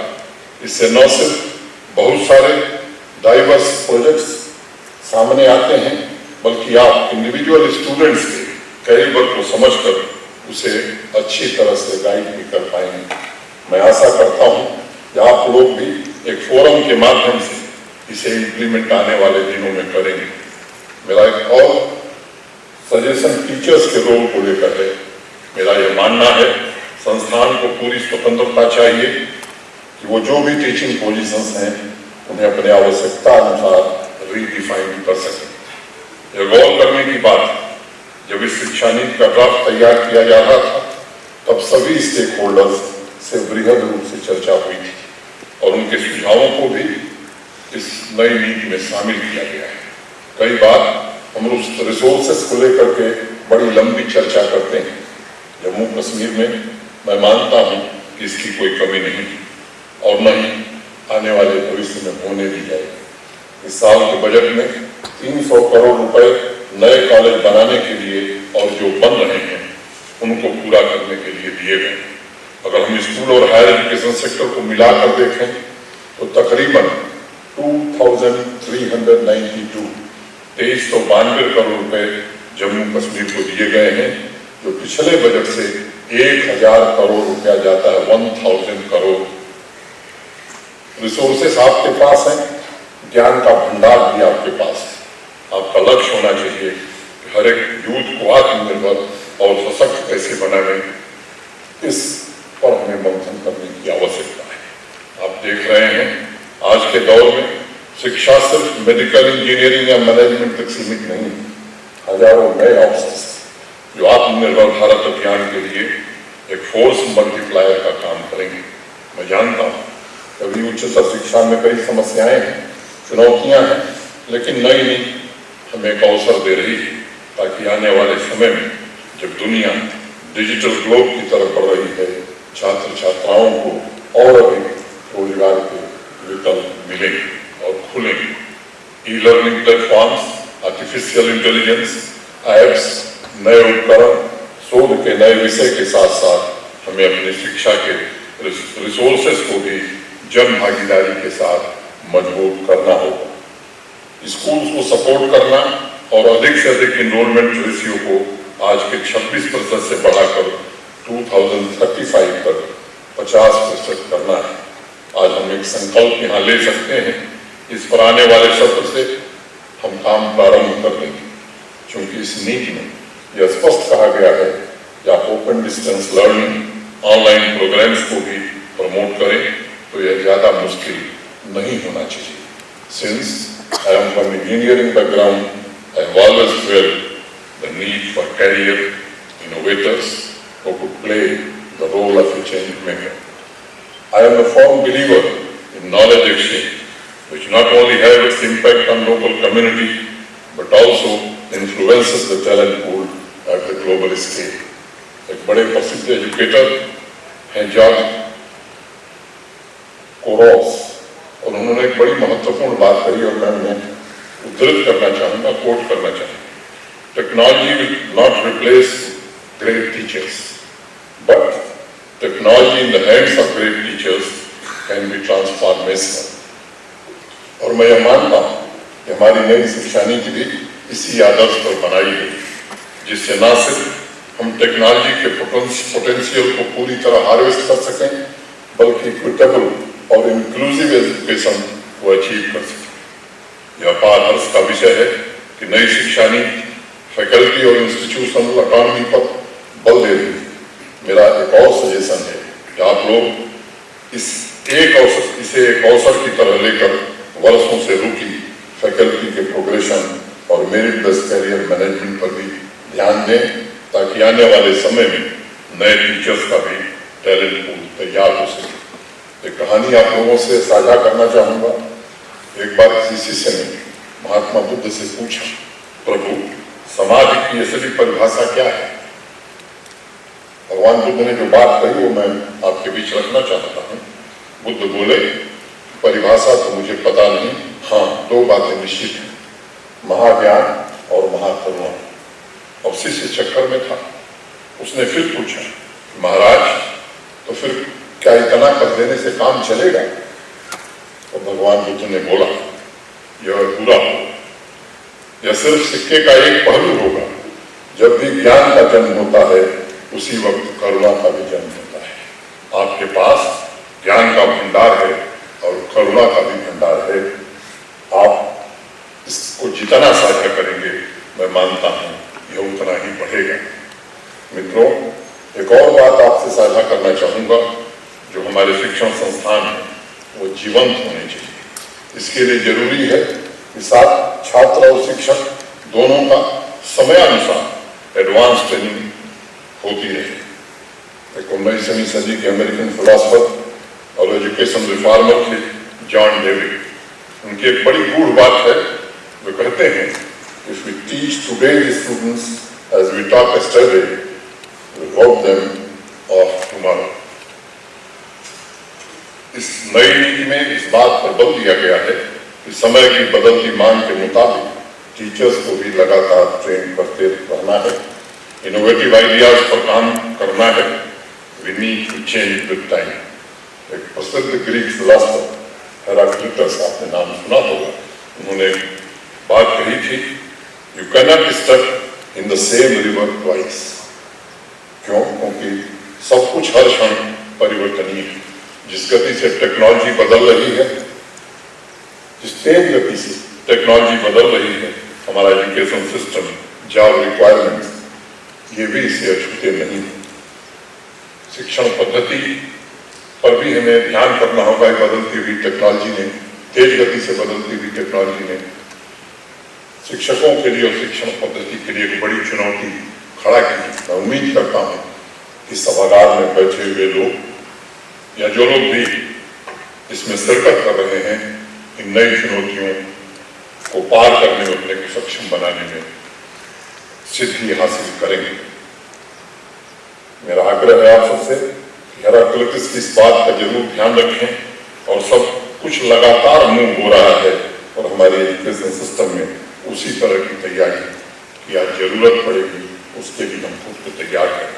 कुछ बातें लॉन्ग टर्म प्लानिंग की हैं, लेकिन आप लोगों से अनुरोध है कि सभी बिंदुओं पर इम्प्लीमेंटेशन कैसे करना है, जरूरतें क्या हैं, रुकावट क्या क्या है, इस पर ध्यान दें, ताकि हम डेडलाइन से पहले सभी चैलेंजेस को टैकल कर प्रभावी तरीके से ऑपरेशनल कर सकें। यह हमारी नैतिक जिम्मेदारी है और सभी छात्र छात्राओं को क्लासरूम से उनके वर्क प्लेस तक हाथ पकड़कर साथ लेकर के आए, तभी हमारा लक्ष्य और कार्य पूर्ण होगा और हम एक शक्तिशाली जम्मू कश्मीर और शक्तिशाली भारत का निर्माण कर सकेंगे। I am also very much aware that in the current system, higher education is quite fragmental and less attention in the last few decades have been paid to learning outcomes. During earlier discussions with eminent teachers, experts, my attention was also drawn towards very less emphasis on research at many universities and colleges, and moreover, lack of innovative research projects. We have a huge responsibility to kick-start the work to set up incubation centers and technology centers in Jammu and Kashmir while ensuring a greater industry-academic relationship. Corona महामारी के दौरान देश में medical research की बड़ी चर्चा हो रही है। मुझे बताया गया है कि बहुत जल्दी ही जम्मू में एम्स का पहला बैच शुरू हो जाएगा। कोविड के कारण कंस्ट्रक्शन का काम बाधित हुआ है, फिर से अब काम शुरू हुआ है, फिर भी कोशिश जारी है कि एम्स के पहले बैच के क्लासेस की व्यवस्था वहीं हो जाए। मेरा व्यक्तिगत मानना है कि यहाँ एपिडेमियोलॉजी, वायरोलॉजी और इन्फेक्शियस डिजीजेस के ऊपर भी जितना जल्दी हो सके आने वाले समय में पढ़ाई और शोध दोनों शुरू हो जाए। इस बार के बजट में केंद्र सरकार ने जम्मू कश्मीर को हेल्थ और मेडिकल एजुकेशन के लिए पिछले बजट से 500 करोड़ रुपए ज्यादा दिए हैं और मैं मानता हूं कि आपके एग्जिस्टिंग रिसोर्सेज को बूस्ट करेगा। इस नई शिक्षा नीति में एक नेशनल रिसर्च फाउंडेशन को स्टेब्लिश करने की भी व्यवस्था की गई है ताकि अलग अलग फील्ड में बेहतरीन रिसर्च प्रोजेक्ट को बढ़ावा मिल सके। जम्मू कश्मीर के सभी छात्रों के इंटरेस्ट के अनुसार उन्हें प्रोत्साहित करें और उनके रिसर्च को लैब से निकालकर ग्लोबल मार्केट तक पहुंचाएं। उन प्रतिभावान छात्रों को एक यूथ आइकन की तरह देखा जाना चाहिए ताकि वे बाकी युवा वर्ग के लिए एक मोटिवेशनल फैक्टर बन सके। Since this new education policy increases access, equity and inclusion through a range of measures, my suggestions is also to focus on the community development and tie up with corporates, philanthropists and top education experts from diverse fields who will ensure that students from disadvantaged and underprivileged background gets equal opportunity through scholarships. They will act as a major resource center for our higher educational institution. मैं आज आपसे यह गुजारिश करना चाहता हूँ कि आने वाले सत्र में आप लोग इनोवेशन के साथ साथ छात्रों में प्रॉब्लम सॉल्विंग एबिलिटीज और इन डेप्थ लर्निंग पर ध्यान दें। आपको सिर्फ एक छात्र का निर्माण नहीं करना है बल्कि एक ऐसा व्यक्तित्व बनाना है जो चाहे प्रोफेशनल, टेक्निकल या वोकेशनल डिसिप्लिन में हो लेकिन साथ ही साथ सोशल इथोस का भी ज्ञानी है। I am confident the changes we are going to implement in our education system will give birth to a new student who is full of knowledge, joy, ethics and beauty of our culture and way of life. जब मैं नई education policy को analyse कर रहा था तब मन में डॉक्टर कस्तूरी रंगन साहब बाकी शिक्षाविद को आभार प्रकट करना मैं अपनी नैतिक जिम्मेदारी समझता हूँ जिन्होंने मैकेनिकल नहीं बल्कि छात्रों के इंटेलिजेंस पर जोर दिया है। आदरणीय प्रधानमंत्री जी ने बहुत बड़ा विजन दिया है कि क्लासरूम सिर्फ स्कूल की दीवारों तक सीमित नहीं होने चाहिए। उनके मार्गदर्शन में हम लोग इस न्यू एजुकेशन पॉलिसी को इम्प्लीमेंट कर रहे हैं। आदरणीय प्रधानमंत्री जी ने एक और बड़ी महत्वपूर्ण बात कही है कि अध्यापकों को क्रिटिकल थिंकिंग और कोलैबोरेशन डेवलप करने की आवश्यकता नितांत है। Friends, it is now our responsibility to awaken the mind of teachers and students like a rising sun. In my view, we can reap the benefit of rich heritage of Jammu and Kashmir by imparting a total education which should be far more deeper and far more modern. मुझे बड़ी प्रसन्नता है कि नई शिक्षा नीति में global citizenship education की बात कही गई ताकि हम इस इंटरकनेक्टेड दुनिया में छात्र को न सिर्फ ग्लोबल इशू का सामना करने को तैयार कर सकें बल्कि सस्टेनेबल सोसाइटीज के डायनेमिक्स को भी समझा सकें और हाँ, वो लोकल एम्पावरमेंट पर भी फोकस कर सकें। बापू ने बात करी थी, education must be of a new type for the sake of the creation of a new world. मेरा एक सुझाव, since Jammu and Kashmir has a rich heritage of art and craft, including silverware, weaving, food crafting and food carving. आप लोग students को school की दीवारों से निकालकर वहाँ इंटर्नशिप पर भेज सकते हैं जिससे उन्हें न सिर्फ एक नया रास्ता मिलेगा, नई विधा को नजदीक से देखने समझने का मौका मिलेगा बल्कि ये स्टूडेंट्स हमारे आर्टिजन को नई टेक्नोलॉजी, सोशल मीडिया के माध्यम से ब्रांडिंग और मार्केटिंग के हुनर भी सिखा सकते हैं। अभी 2-3 दिन पूर्व जम्मू कश्मीर के लिए एक इकोनॉमिक पैकेज की घोषणा की गई थी और जल्द ही नई इंडस्ट्रियल पॉलिसी जम्मू कश्मीर की आने वाली है। मैं उम्मीद करता हूं कि इस नई पॉलिसी के आने के बाद इंडस्ट्रीज और निवेश दोनों बढ़ेंगे यहाँ और जॉब्स, रोजगार के अवसर भी भारी मात्रा में पैदा होंगे। मैं वादा करता हूं कि आने वाले कुछ ही समय में जम्मू कश्मीर की फिजा बदल जाएगी और हमारे यूथ के सामने विकल्पों की कमी नहीं होगी। मुझे याद है अमेरिका के दूसरे प्रेसिडेंट जॉन एडम्स ने लिखा था, there are 2 educations, One should teach us how to make a living and other how to live. मेरा मानना है कि हमारी शिक्षा नीति जॉन एडम्स की बातों के बियॉन्ड कार्य करेगी। यह इतनी होलिस्टिक और पूर्ण है कि एक ही एजुकेशन की धारा से जीवन को अच्छे तरीके से जीने और कमाने के गुण स्टूडेंट्स में बांटेगी। मुझे विश्वास है कि इस नई शिक्षा नीति के प्रावधानों से, उनके क्रियान्वयन से हम जम्मू कश्मीर की इस पावन धरती पर अमन, खुशहाली और समृद्धि को मूर्त रूप दे सकेंगे। मैं आप सभी को आश्वस्त करता हूँ कि आप सभी के सुझावों पर अमल हो, इसकी पूरी चिंता मैं करूँगा और जल्द से जल्द इसका एग्जीक्यूशन भी सुनिश्चित हो, इसे भी देखूंगा। मैं आज आपसे एक बात और करता हूँ कि जम्मू को एक नॉलेज हब और शिक्षा का मॉडर्न केंद्र बनाने में आप जो भी कोशिश करेंगे, मैं उससे कदम से कदम मिलाकर चलूंगा। My humble request is to desire for more, share more, and put these brilliant ideas into action. इसलिए फैज अहमद साहब के इसी मैसेज पर लिखे एक शेर से अपनी बात समाप्त करना चाहूंगा। ये आरज़ू भी बड़ी चीज है मगर हमदम, ये आरज़ू भी बड़ी चीज है मगर हमदम, विशाल यार फकत आरज़ू की बात नहीं। हमें इस नई एजुकेशन पॉलिसी पर मेहनत करनी है, हम सबको मिलकर के काम करना है ताकि आने वाली पीढ़ी को खुला आकाश उपलब्ध करा सकें। आप सभी का बहुत बहुत आभार, धन्यवाद। जय Hind.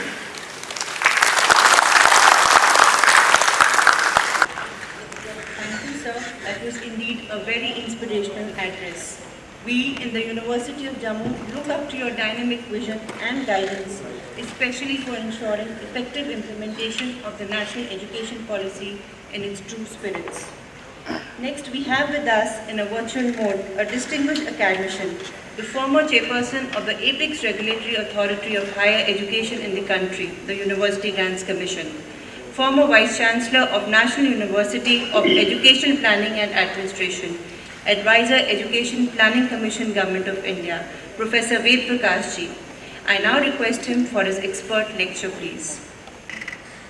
Most esteemed Professor Kasturi Rangan, ISRO, and creator of the national education.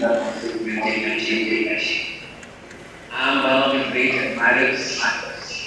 For a very long time, I was one of the scientists of the present generation, and it is by his hard work that we got it document.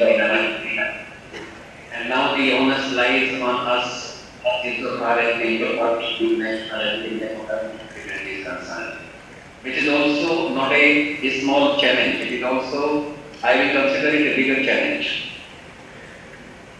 And Mr. K.K. Sharma has very beautifully articulated the roadmap for the implementation of the national education policy. And today I have listened second time the Honorable Lieutenant Governor, and I would like to tell him that my admiration for you, sir, has gone many-fold, primarily because the kind of suggestions that you have offered and the kind of commitment that you have displayed in Srinagar and today. I mean, this alone that you have traveled 265 miles this morning to be with us in Jammu itself shows the kind of passion and commitment that you have. And apart from that, the kind of assurance that you have given to the academic fraternity in the state of Jammu and Kashmir today, that you will make sure that we do not run out of the resources, because resources are going to be the key for the implementation of the national education policy. I would like to share with Professor Kasturi Rangan. Honorable HG was there, Telangana was there yesterday. Sir, yesterday I covered about 11 areas ranging from structural changes to the massification and internationalization of higher education. And the understanding was that I will cover half of the policy parameters in Srinagar and the remaining I would be reflecting upon when we meet in Jammu. So today I am going to reflect on the remaining significant aspects of higher education, sir. And what I have done is that I have, because I have worked, my job profile has been operational for most of the time. So what I have done is that I have called out the action points from the recommendations that have been made in the National Education Policy 2020. Towards the end of my lecture today, I am going to focus primarily on where from shall we start. There are some recommendations which can be implemented concomitantly by the bureaucracy and by the academic fraternity, but there are some which would require some kind of a sequence, because if one is not put in place, the other cannot be implemented. So I am going to focus towards the end of my address on that aspect today, sir. And since you have joined the Honorable Lieutenant Governor and us here in Jammu today, I would like to reiterate some of my assertions which I had talked about in Srinagar, sir. So for the sake of repetition, I would like to request my fellow colleagues to bear me out. See, why have we come up with the National Education Policy after a long gap of 34 years? Primarily, I look at it primarily because of this fact that the education all over the world has undergone enormous amount of transformation because of national and international developments. Some of the issues which we had taken care of in our first policy in 1968 were not even considered during 1986. And since 1986 policy, this day, lot of transformation has taken place, so which is why I personally believe that we have come up with a newer education policy without going into any kind of politics. Now, you have done your job, sir. You have designed a very good national education policy. Everyone is appreciating it. But now, how well we have designed the national education policy will depend upon 5 things, which I talked yesterday. I would like to repeat it in your presence today. Number one, how well we understand the national education policy. I mean, Professor Kasturi Rangan has very rightly articulated the glimpses of the thought process that has gone into the formulation of the national education policy. But if I am not associated with the formulation of the national policy, my line of thinking may be at variance from the line of thinking of those 10 people who have worked under your leadership. So this is of paramount significance, and which is why under the leadership of the Honorable Lieutenant Governor, we have decided to organize these state level webinars. The second thing is, people who have been the part and partial of the policy formulation are not going to be the implementers, barring a few, like the Education Secretary sitting in Shastri Bhavan or some other bureaucrats sitting in the state capitals. The policy implementers are going to be different sets of people altogether. So much will depend how are we going to orient the policy implementers. We have not undertaken this exercise very seriously in the past, and as a result of which we had to reiterate some of the recommendations which were made in 1986 and even in 1966 by Kothari Commission, sir. And the third one is, sir, this is from the national perspective, not from the state perspective, because 85% load of education lies with the state governments, and it is only 15 to 20% which lies with the central government. So we'll have to take the states on board. That is the third thing, sir. And the fourth thing which the Honorable Lieutenant Governor has committed today, and I am very delighted by that, how well we finance our efforts when we translate this policy into reality, sir. And the last point is, where do we make the beginning from? I would like to share one thing with you, sir, because of my earlier association. We did not undertake such kind of exercises in the past which we have undertaken now that the Honorable Prime Minister is coming and addressing the nation, addressing the academic fraternity, the head of the state is coming and addressing the academic fraternity, and then the states have decided to organize the state-level brainstorming sessions. Such exercises were not undertaken in the past.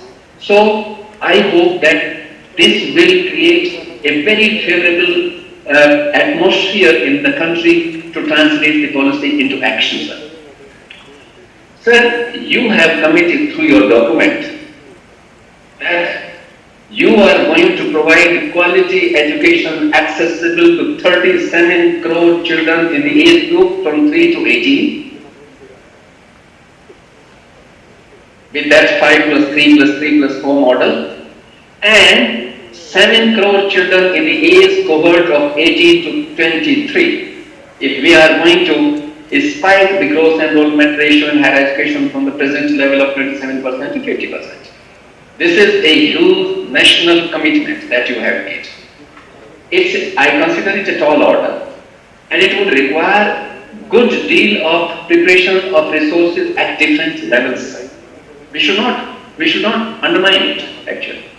Now, people are also being asked to look up for, this is the usual tendency in my tribe, sir, that we look up for the best practices in the teaching community. And we often keep talking that we should collaborate, we should collegially, openly and collaboratively identify the best practices. But in education, the problem is that we can identify the best practices, but many a time the best practices in Indian Institute of Science, Bangalore, will not be transferred in the state of Jharkhand or Chhattisgarh. So we shall have to identify the practices which would be workable in our own social and physical conditions. I made this point yesterday in Srinagar in the presence of your Honorable Lieutenant, and I am reiterating it once again. So this should be the priority agenda for the task force which Honorable Lieutenant Governor has already constituted, and I congratulated him yesterday. I would like to congratulate him today once again, that I think he is the first person who has constituted the task force which is essentially required to look into the national education policy and come up with a program of action for the implementation of this. That is the tremendous job that he has done, sir. I will begin with the teacher education, sir. Both of you, Mr. K.K. Sharma and also you, sir, and obliquely the Lieutenant Governor has indicated, we have three sectors. I would put it more explicitly actually. One is the elementary education sector, the other one is the secondary education sector, and the third one is the higher education sector. Until this day, all the three sectors have been working in isolation. There is no connection. You have talked about it for the first time actually. And the big brother has the responsibility towards the secondary education sector and the elementary education sector, because the teaching workforce is going to be churned out from the campuses of the colleges and the universities. This is what I would like to flag actually. Teacher education in this country has been the weakest area of education. And when we got independence in 1947, this was realized by no less a person than the first education minister, Abul Kalam Azad ji, and who said that we need to develop a robust system of teacher preparation in this country, which we do not have. And out of that commitment came up the Central Institute of Education, which is now the part of the Faculty of Education of the University of Delhi. Out of that commitment. But the teacher education is in a big mess. You have also reiterated the earlier recommendations from the time of Hudayar Commission. Why? Because we have not been able to translate those recommendations into the reality. Now the national policy, if you look at the approach to teacher education in the national education policy, which has been dealt at length, it says that we are going to have a 4-year integrated program. Because we want to consider teaching as a profession, like any other profession, like legal or medical, any other profession. Policy has also mentioned, I will stop saying you, sir, now. I will say the policy now. Policy has also mentioned that we would also continue with the 2-year program. For those, you have taken care of those who have already graduated and who want to embrace the teaching profession, who want to enter into it. So you have kept, so the policy has kept a window open for them. Policy has also said that the 1-year B.Ed program will also be made available for those who have completed equivalent of 4-year multidisciplinary bachelor's degree and who have obtained master's degree in a specialized area and wish to become the teacher. Policy said that now all stand-alone institutions will have to transform themselves into multidisciplinary institutions offering 4-year program and having accreditation for the open and distance learning program should they decide to offer the ODL program. The policy has also said that special shorter programs will also be organized for the purposes of developing the master instructors. I think the policy formulators have realized that there is a talent pool available in the society, and how can we make the most out of the talent pool available in the society? By providing them some kind of short orientation. Now, all such degrees will, however, be offered by a multidisciplinary higher education institution. And policy has very courageously said that dysfunctional teacher educational institutions will be closed and that all teacher preparation must be conducted within composite multidisciplinary institutions. Now, this recommendation that teacher education from preschool onwards should be moved into multidisciplinary environment of the university is a laudable goal. But here I would like to submit out of my personal experience. When I was with the university, working with the University Grants Commission in 2015, I had organized a conference of the vice chancellors of all the universities. And that conference was attended by more than 273 vice chancellors in Vigyan. And to my great horror, there was a complete indifference actually. The vice chancellors were not coming forward to accept this responsibility that the entire teacher preparation program should be brought under the overall umbrella of the university.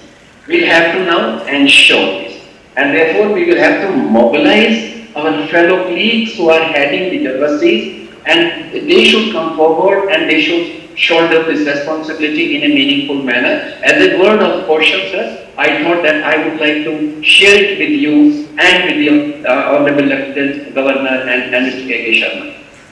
Now, another important thing that I would like to share, that Justice Verma Commission has also, made similar recommendation, and Justice Verma Commission was constituted by the Honorable Supreme Court.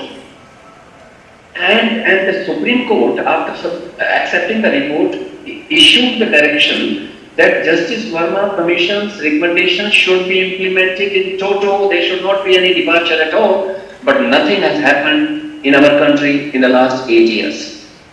This was done in 2012. Now, I come to the another aspect, sir.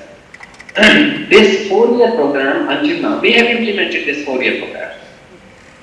But apart from the 4 institutions that we have in our country, located in the city of Bhopal, Mysore, Ajmer and Bhubaneswar, it amounts to only stapling of 2 degrees, BA and BA.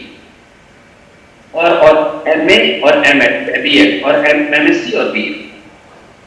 While doing so, sir, one of the action points which emerges from this recommendation which the policy has made is that we should look into the reasons as to why this 4-year Regional Institute of Education innovative model, which was started off in 1964, did not move further from the 4 regional institutes of education till now, a long period of 56 years.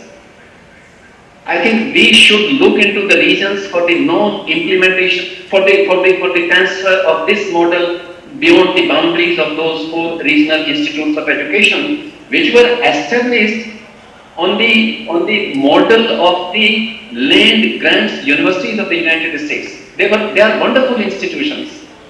Demonstration multi-purpose asset in the school is attached with that. You have the workshop, you have the agriculture farm. I mean, all kinds of, everything was to be integrated, which we have talked in the policy now, sir.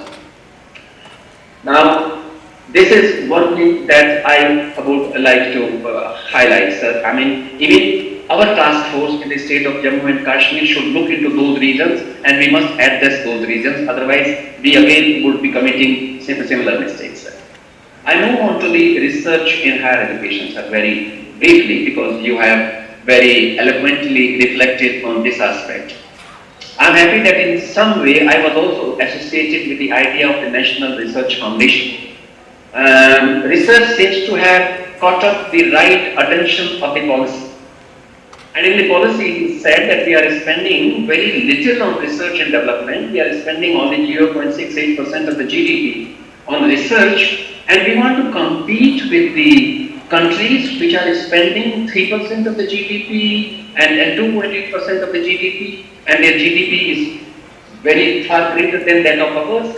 So setting up of National Research Foundation is a very significant recommendation. But you have said it, sir, but I would also like to reiterate that the National Research Foundation should not limit its operation to the financing of the research proposals on competitive basis. The research institute, NRF should also identify the priority areas. And since I am talking in the context of Jammu and Kashmir, I would earnestly request both Mr. K.P. Sharma and the Honorable Lieutenant Governor to constitute a state research foundation here, because the problems that the society is facing in Jammu and Kashmir may not be a global problem. A local problem can become a global problem, but a global problem cannot become necessarily, may or may not become the local problem. And therefore, our concern as a vibrant state should be that we should identify the priority areas in our own context, and we should mobilize our resources. We should approach subsequently to the National Research Foundation for funding purposes, but the proposals must emanate from us, having regard to both the social and the physical conditions of our institutions. I will move on to another one, that is the model university, which we have talked about, that we will also establish the MERU. And they are going to be the premier institutions at par with IITs called MERU, and they will reach the level of Ivy League. But the policy has not talked about the contours of MERU. And therefore, I would earnestly request the state level task force to identify the contours of those in consultation with the policy formulators. I will move on to, I will not say much because we have already reflected on that, and there is a time constraint. I move on to the regulatory mechanism. Regulation, provision of education, funding, accreditation, and academic standards. These are 4 distinctly different operations. Until now, they were performed by a single regulator, and there used to be a conflict of interest. So beautifully, those 4 functions have been separated, and the system will also treat both public and private institutions at par with each other. This is a very welcome proposition. Now, we have said that the Higher Education Commission of India will be an overarching body, and that it will have 4 verticals in the name of the statutory councils. I do not know The word statutory is not mentioned, but I do not know whether they are going to be the statutory councils or they are going to be the councils, society-based councils. National Higher Education Regulatory Council, National Accreditation Council, which will be a matter-accrediting body, Higher Education Grant Council, that is understood, and General Education Council. With my very limited understanding, I find that general education, the mandate given to the General Education Council is of paramount significance when the policy has said that General Education Council, besides laying down norms and standards, will also develop the National Higher Education Qualification Framework, which we do not have. Even after over 7 decades of independence, we do not have the National Higher Education Qualification Framework, and which becomes a huge embarrassment for us when we participate at the international fora. And when it comes to making comparisons, fairer comparisons of the degrees and diplomas awarded by our institutions with that of other countries. This was not the recommendation. If someone asks me to identify one pertinent recommendation from this document, I will say that General Education Council's mandate of laying down, formulating the National Higher Education Qualification Framework, I will say that is the most critical recommendation made in the policy. Because everything will evolve around that. And this will affect the way we have differentiated the institutions. We have classified the institutions that some are going to be research-intensive universities, some are teaching-intensive universities and colleges. And colleges with degree of granting power. So unless we have the National Higher Education Qualification Framework, I'm going to talk about it once again, sir. You will excuse me for that, because this is the life of the policy, soul of the policy. So we will not be able to ensure the parity of the degree is awarded across the states. That will be a huge challenge, and it will have a very adverse impact on the employability. I have written a piece which probably will be carried tomorrow by the newspaper. They had assured me that it will come today, but it has not come because of the farm bill, because of the space constraint. But I have written on this aspect, which I will be sharing with you, with Mr. K.K. Sharma, and with the Honorable Lieutenant Governor. Sir, let me not spend more time on this, because this is going to be the responsibility of the federal government. Federal government and the Ministry of Education will initiate the process, and sooner they do it, better it is actually. They should immediately develop a task force to develop the National Higher Education Qualification Framework. And in fact, I had requested Professor Govardhan Mehta when I was the chairman of the UGC. He accepted it, but having seen the amount of work involved in this exercise, he backed out. He said that my research work would suffer because I will not be able to do justice with this.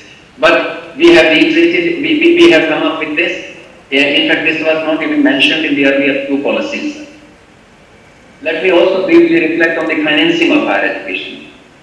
Quality, time and again we have said that we are going to make quality education accessible at an affordable cost. This is indeed a big challenge, because there are two adjectives attached to it. One is the quality, and the another one is the affordability. Now, policy talks about that 20% of all expenditure will be committed over a period of 10 years, and that center and states together should spend 6% of the GDP on education as early as possible. We have been talking about this for a very long time. It was for the first time that Kothari Commission in 1966, when submitted the report to the federal government, had said that we should be spending 6% of the GDP on education in a phased manner. And by 1985-86, we should touch that 6% mark. And his contention was, the Commission's contention was, that we must be spending 3% on elementary education, 1.5% on secondary education, and another 1.5% on higher education. But our expenditure on education is hovering around 4%. And if you split the higher education between general higher education and technical education, we are spending 0.68% on general higher education and only 0.58% on technical education. Now, with about 62 crore children below the age group of 3 to 23, India should be spending more than 6% of the GDP on education.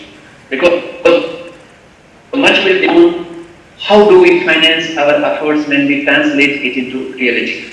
And the share of education, though it is on the concurrent list, it is mostly with the states, 15%. And the states cannot invest as much as they expect because of their weak resources. So if center is not going to incentivize, and like Ms. Manoj Sinha, do not put pressure and mobilize their connection resources to strengthen the state coffers, it will continue to remain a distant dream. There are 3 action points which emerge from this recommendation. One is that government at the center should set up a task force to ascertain the quantum of resources required in actual sense. We have been beating this drum for a very long time actually, without ascertaining how much resources do we really need. I think an independent exercise must be undertaken having regard to the shape and size of school education and higher education today, that how much resources do we require. And then we should see how can raise those resources to strengthen education in our country. New norms should be worked out. We should provide some leverage to private service providers as well. I will like to skip the faculty thing wherein you have talked about the merit-based tenure track system. I mean, tenure track system will be good for teachers' accountability and maintenance of standards. We do not have it, but we will have to develop a framework. But this framework, I would like to submit to the authorities that this framework should be developed in consultation with the academic community. This should not be developed only in closed rooms of Shastri Bhavan. Because much will depend on how the elements of this proposal would be worked out. And teachers' performance should be assessed on the basis of the duties and responsibilities and not through state jacketed uniform criteria that we have been doing, sir. I will skip the professional education and the private education. I will come straight away to the last important part, where to start from now to make it happen. Because I'm indeed grateful that you have stayed back, sir. Otherwise, you are such a busy person. Now, we need to develop where do we start from? We need to develop an action plan through mutual understanding between the executive and the academics, since both are going to be instrumental in the implementation of the national education policy. If the executives keep on pushing or issuing issuing orders from there, they will not get the desired results. So we should build some kind of ownership, actually, true ownership, by having mutual understanding between these two sets of people who are going to be instrumental. Now, the second point that I would like to submit for everybody's consideration, while some of the reform measures may be undertaken concomitantly, others, especially the regulatory reforms, would require a particular sequence, since they are so interconnected that one is going to be the key enabler to another reform. So let us appreciate this essence. Therefore, recommendations which have the potential to give direction to bring about desired transformation should be identified first. And subsequently of them, the one which is going to be the key enabler to other reforms should become the starting point. That is my submission. And this should be the job of the task force constituted either at the state level or concurrently at the state level and also at the central level. Since the policy has made a number of recommendations, academic fraternity is looking for a starting point. And policy has envisages multiple transformations ranging from regulatory reforms to structural reforms. So, policy has made now I am coming to the point which I wanted to highlight more in my today's presentation. Policy has made quite a departure by segregating the role and functions of the regulator, accreditor, academic standard setter, and the grants provider in higher education. This was not done before. And Higher Education Commission of India with 4 independent verticals in the form of councils, including NHARC, NAC, HEGC, and General Education Council to lay down norms and standards. Now, I personally believe, and I am again reiterating my point which I made a little earlier, that National Higher Education Qualification Framework is the most critical part of it because it is going to give direction to the future of the Indian higher education system. The future of higher education system will flow out of the NHEQF, and this is being the most essential apparatus of higher education, but it has been long overdue. In fact, this has constantly been a point of embarrassment. I am saying it once again in international fora. But many nations, many nation states with much lesser human and material resources have been reaping the benefits of their national higher education qualification frameworks, and it provides them advantage over others when it comes to ensuring comparability of learning outcomes in the form of competencies and skills of their graduates for the purpose of employability and for the purposes of mobility and within the country and across the borders. So, which is why I am considering that this is the most critical recommendation of the policy, and it is for that reason actually. Very, very sad for us, people who are engaged in teaching and learning. It is for this reason that some of the hiring agencies within the country do not have necessary confidence in degrees and diplomas awarded by various institutions of ours, primarily because of wide variations across the universities and across the colleges. And it makes matter worse when industry leaders from the national platform, when they are seen openly lamenting about the suitability of the graduates in the modern world of work. Undoubtedly, as I said earlier, development of national higher education qualification framework is a very involved exercise. It necessitates a specification of learning outcomes. Every teacher may not be able to do it. A specification of introduction of the choice-based credit system, development of credit framework and certification and accreditation. These are the 6 functions which are involved in the making, which will go into the making of a national higher education qualification framework. And it is therefore evident that development of national higher education qualification framework would entail undertaking beyond the domains of the General Higher Education Council. So, if you are not going to have General Higher Education Council, you will not be initiating this activity. Who would do it once the mandate is given to them? And you cannot have General Higher Education Council as one of the verticals unless you have the Higher Education Commission of India. So, people like the Honorable Lieutenant Governor, Mr. K. Sharma, and Kasturi Rangan, sir, you must try to, convince the powers in the center that this is such an important task that if it is to be carried forward, then establishment of not only the General Education Council becomes an overriding consideration, but also the establishment of the Higher Education Commission of India. We have been talking about it since the times of Shyam Pikroda, since the time of Professor Yashpal. many made this recommendation that we should have inter-regulatory authority of higher education in the country in 2008 in his report Renovation and Rejuvenation of Higher Education. And this has to be done sooner than later, because development of national higher education qualification framework is going to be a laborious drill. And I am saying something which is more serious.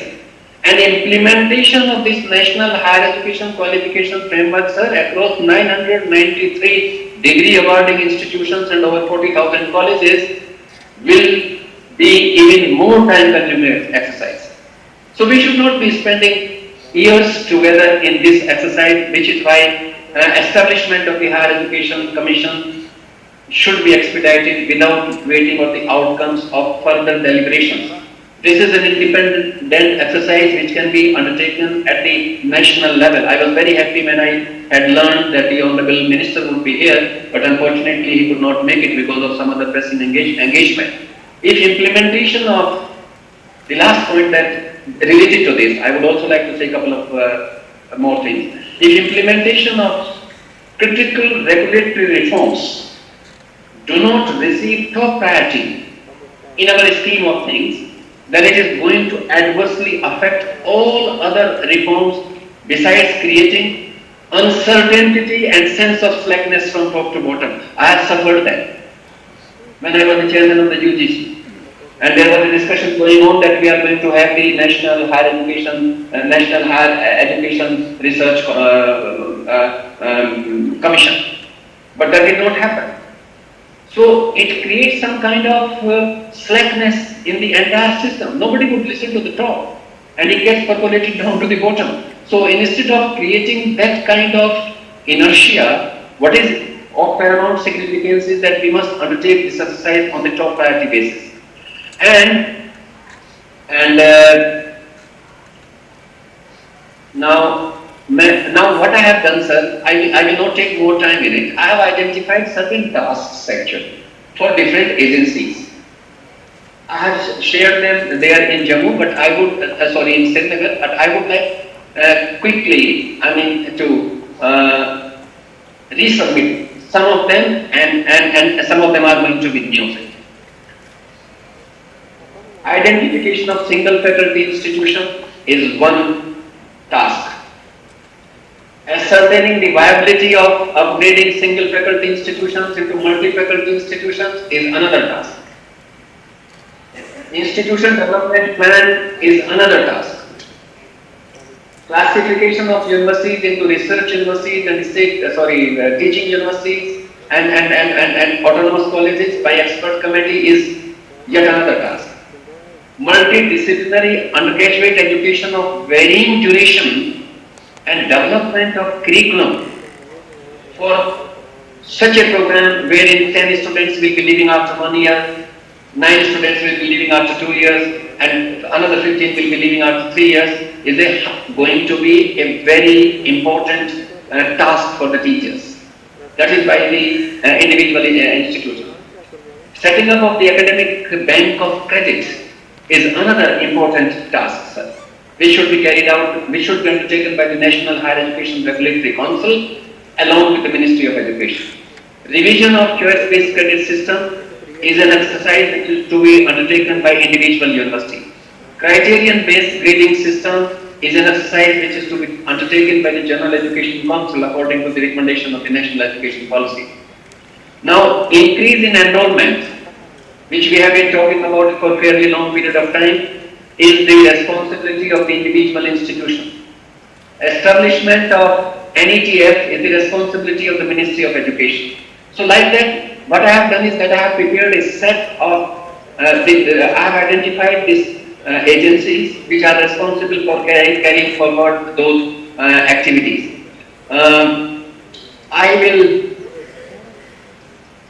I think I am taking too long. Let me move on to the way forward. I will take only 5 more minutes, not more than 5. We can do, my submission is, my own experience and the experience of people, illustrious people like you, we can be at our best if we work openly, collegially and collectively. We should not be duplicating our efforts. We should not be duplicating our resources. And there is an urgent need for curricular and pedagogical reforms at all stages of education. There has to be a curricular shift according to the policy from routine development of cognitive skills to higher order critical thinking, problem solving and entrepreneurial abilities. And in order to avoid duplication of efforts, there is a need to collaborate and institutionalize the practices which work in our own context. If it is done, then students from anywhere can have access to quality education, which is the goal of primary mandate of given by the policy. While universities need to launch a massive operation to develop online educational resources, governments need to scale up the broadband connectivity and support disadvantaged children. We must set up task force at state levels to carry out something that is missing in the policy. Honorable Lieutenant Governor has already done it. Now what is missing in the policy, sir? With due respect to you, and we should do it now, we must undertake a very critical analysis of each sector of education in the state of Jammu and Kashmir. It has not been undertaken at the national level, but I am saying in the context of Jammu and Kashmir. And what that exercise should be? It should be a 4-step exercise. Number 1, I will pick up elementary education and I will see where do I stand insofar as elementary education is concerned vis-a-vis other states. I am not making international comparison. I will do another exercise then. What is that has worked in the last 7 decades and what is that has not worked? And the third exercise, sir, would be that where do we want to reach in 5 years from hence or 10 years from hence insofar as elementary education is concerned, secondary education is concerned, higher education is concerned, vocational education is concerned. And the fourth is, what should be the guiding principles when we move forward to realize those goals? This is not the task which can be undertaken by an individual. It should be undertaken by an enlightened group of people from the academic fraternity. So this is what I would like to submit, sir. And policy has reiterated a number of recommendations made in the past without looking into the reasons, like I have said about the 4-year program, and this is not a criticism. And excuse me for being candid about it. I think we should look into the reasons also for the non-implementation of those policy recommendations which we have reiterated.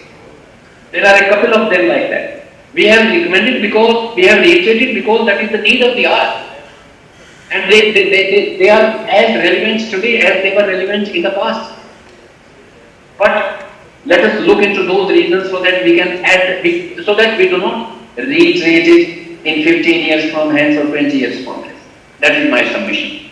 With this, sir, I would like to close and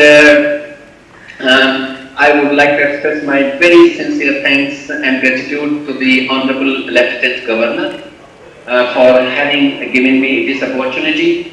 I mean to reflect on the National Education Policy 2020, which is a very important document for us. I am also extremely grateful to the Honorable Advisor to the Lieutenant Governor, Shri K.K. Sharma ji. I had an opportunity to work with him when he was in Delhi for a little while. I am also extremely grateful to Professor Manoj Dhar, who is the Honorable Vice Chancellor of the University, for involving me in this task which I have enjoyed, and it has also given me an opportunity to do some homework. And sir, I would like to pay my respects to you because you have done a monumental work and you have always been a source of great inspiration for the people of this country, sir. And I pray to the Almighty to give you a very healthy and long life, so that you can continue to guide the coming generations. And the last thing, I would also like to pay my earnest respects to the Honorable Lieutenant Governor, whom I have started admiring since yesterday, sir. He speaks from his heart, and he doesn't talk in the air actually. That is what has made me Kyle of Manoj Sinha ji. Manoj Sinha ji, thank you very much and hats off to you. And I pray that God will give you enough strength and energy to serve the people of this country in greater positions. So with this, thank you very much. And I would also like to express my sincere thanks to my fellow colleagues who have been listening to me from different stations. With this, I close, sir. Thank you very much. Thank you, sir, for the very useful facets and issues that you have so effectively brought out. Your perspectives are certainly thought-provoking. Ladies and gentlemen, it is under the leadership of Shri Ramesh Pokhriyal ji, Honorable Minister for Education, Government of India, that the National Education Policy has not only been released but is also on a very fast pace, seeing implementation plans being finalized. As has just been shared by the Honorable Chancellor Sir, Dr. Ramesh Pokhriyal ji, Honorable Minister of Education, Government of India, has sent his blessings through a video message to inspire all of us. May I request his message to be played?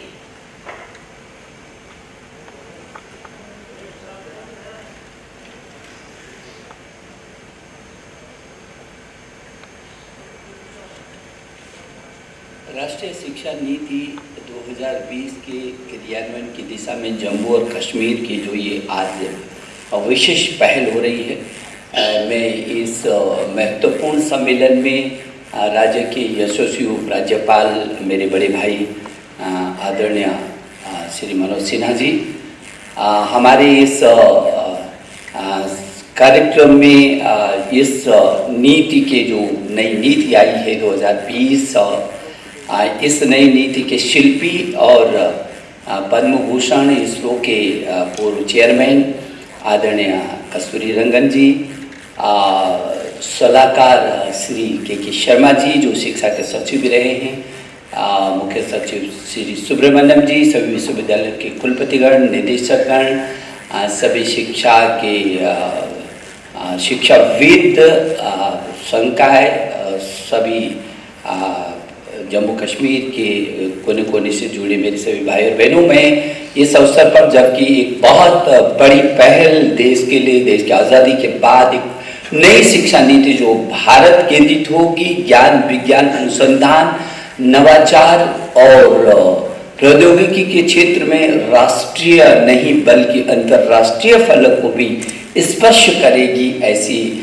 जो राष्ट्रीय शिक्षा नीति 2020 आई है, जहां वो दुनिया का सबसे बड़ा परामर्श रहा है, वहीं अब उस शिक्षा नीति जो बहुत ही पूरे देश ने जिसका स्वागत किया है, और देश नहीं बल्कि दुनिया के देशों ने भी उसके बारे में बहुत अच्छी टिप्पणी ही नहीं की बल्कि उसको अपने देश में लागू करने की दिशा में भी पहल की है। ऐसे नई शिक्षा नीति, राष्ट्रीय शिक्षा नीति 2020 का क्रियान्वयन कैसे हो, इस दिशा में जो आज यहाँ पर सम्मेलन हो रहा है, मुझे मालूम है और मुझे श्री मनोज सिन्हा जी जो यहाँ के यशस्वी उपराज्यपाल हैं, उनके काम करने का ढंग, वो जिस जुनूनी मोड में काम करते हैं, रिजल्ट निकालते हैं, मुझे उन पर बहुत भरोसा ही नहीं, हमको गौरव भी है उन पर। और आज जम्मू कश्मीर जो हमारे देश के यशस्वी प्रधानमंत्री नरेंद्र मोदी जी की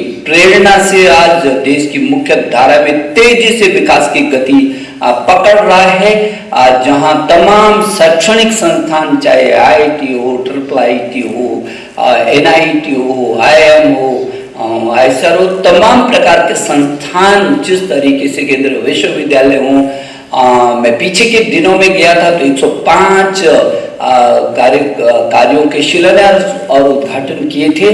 जम्मू कश्मीर प्रधानमंत्री जी की शीर्ष प्राथमिकता है और उस प्राथमिकता को क्रियान्वित करने के लिए उस जो भावना है, उस सपने को उड़ान देने के लिए मनोज सिन्हा जी के नेतृत्व में जो काम हो रहा है, मुझको बहुत बधाई देनी है।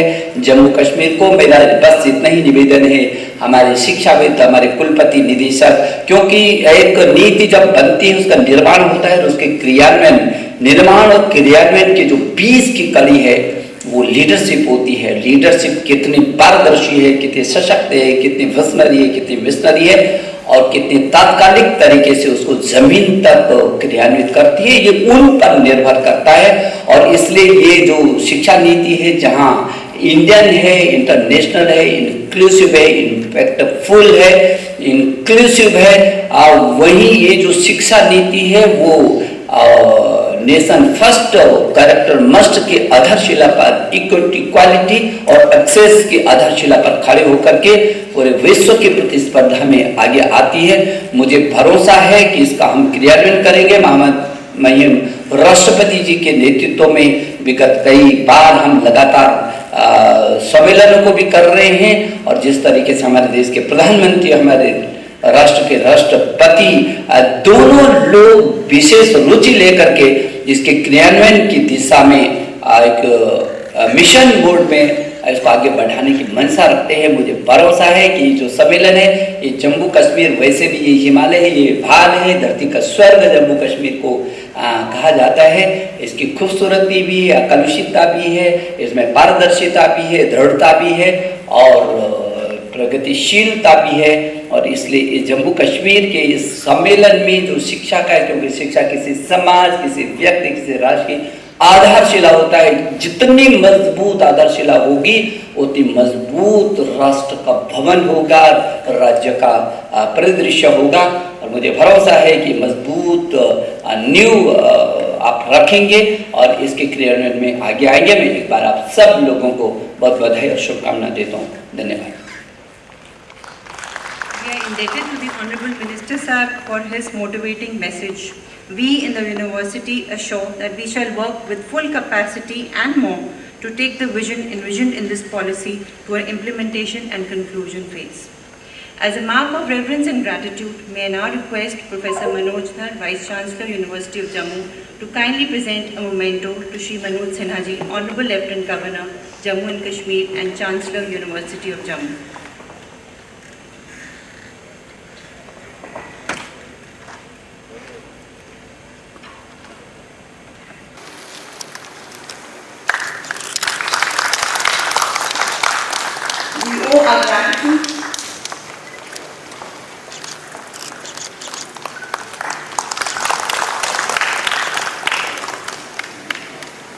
We owe our gratitude to Shri J&K Sharma Ji, Advisor to Honorable Lieutenant Governor Sahab. May I request Professor Manoj Dhar, Vice Chancellor, University of Jammu, to please present a memento to Shri J&K Sharma Ji.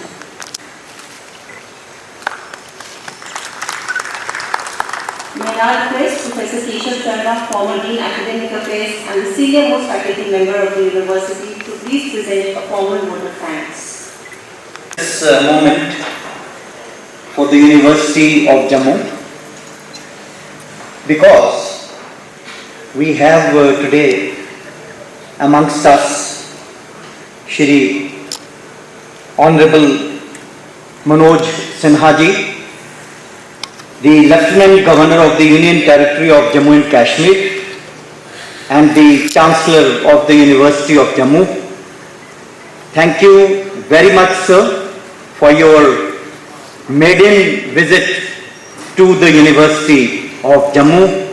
You are a leader in the true sense of the term. Why? Because you inspire, because you set the targets, you are result oriented, you remain with the team in the attainment of those targets. So a very big round of applause for Honorable Shri Manoj Sinha Ji. We had the blessings of Shri Ramesh Pokhriyal Ji on the video that we just saw. Thank you so much to the Honorable Minister for Education, Government of India, for supporting this event.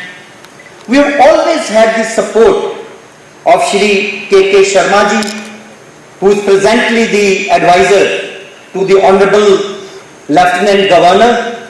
He's been the former HRD Union Secretary, and with the experience that he has in the field of education, I'm very sure that this new education policy, the framework of which we have with us, will be able to concretize it with his help and with his backup. We had a wonderful and a scintillating virtual address by Shri Kasturi Ranjan ji. He is the former chairman of the ISRO, also the chairman of the draft committee for the new education policy. His views were so succinct, his views were so clear. He has laid the contours. Once you lay the right contours, they say, well started is half done. I think we have already implemented the new education policy 2020 with his being there as the leader of the drafting team. We had an address by Shri Ved Prakash ji, a scintillating address. We are very thankful to Professor Manoj Dhar, the Vice Chancellor of the University of Jammu. These are difficult times, COVID times. To make an event of this kind happen, to make it happen in the concrete framework is a difficult task. Professor Saab, thank you so much for actually holding this hybrid event where you have offline and online everything, and it has been a very meaningful exercise. All the vice chancellors of the universities, all the directors of the various institutes who are here, our thanks to them, our thanks to the divisional commissioner Shri Sanjeev Verma ji. He's been an alumnus of this university, a former student of the Department of Management Studies. Thank you very much. Along with him, the officers of the state government. I'm thankful to the entire university fraternity, the faculty, the students, scholars, officers, employees, parents, civil society, all stakeholders for being a part of this great initiative of the Honorable Prime Minister and the Honorable President and our Honorable Chancellor and everybody in India to see this new education policy unfolding in the due course of time and benefiting all people, all students, everybody in the country. The chairpersons and the moderators of the various technical sessions who shall be in the due course of time during the day, or thanks to them, thanks to the Department of Higher Education, Government of J&K for being a collaborator. Thank you to all the principals of the colleges who have made it to this venue, and my many thanks to the entire team in the university which has made this event possible during these troubled times. All present here are thanked by us. My thanks to Vinay Chauhan, who has been coordinating this event. My thanks to Shri Sanjeev Mahajan ji, the administrator of the General Zorawar Singh Auditorium. I wind up with what Swami Paramahansa has said. He says, do your duty with one hand and with the other hold to God. After the duty is done, hold to God with both hands. We are performing our duties. We'll hold to God's. The success to the implementation of the NEP 2020 is guaranteed. Thank you so much.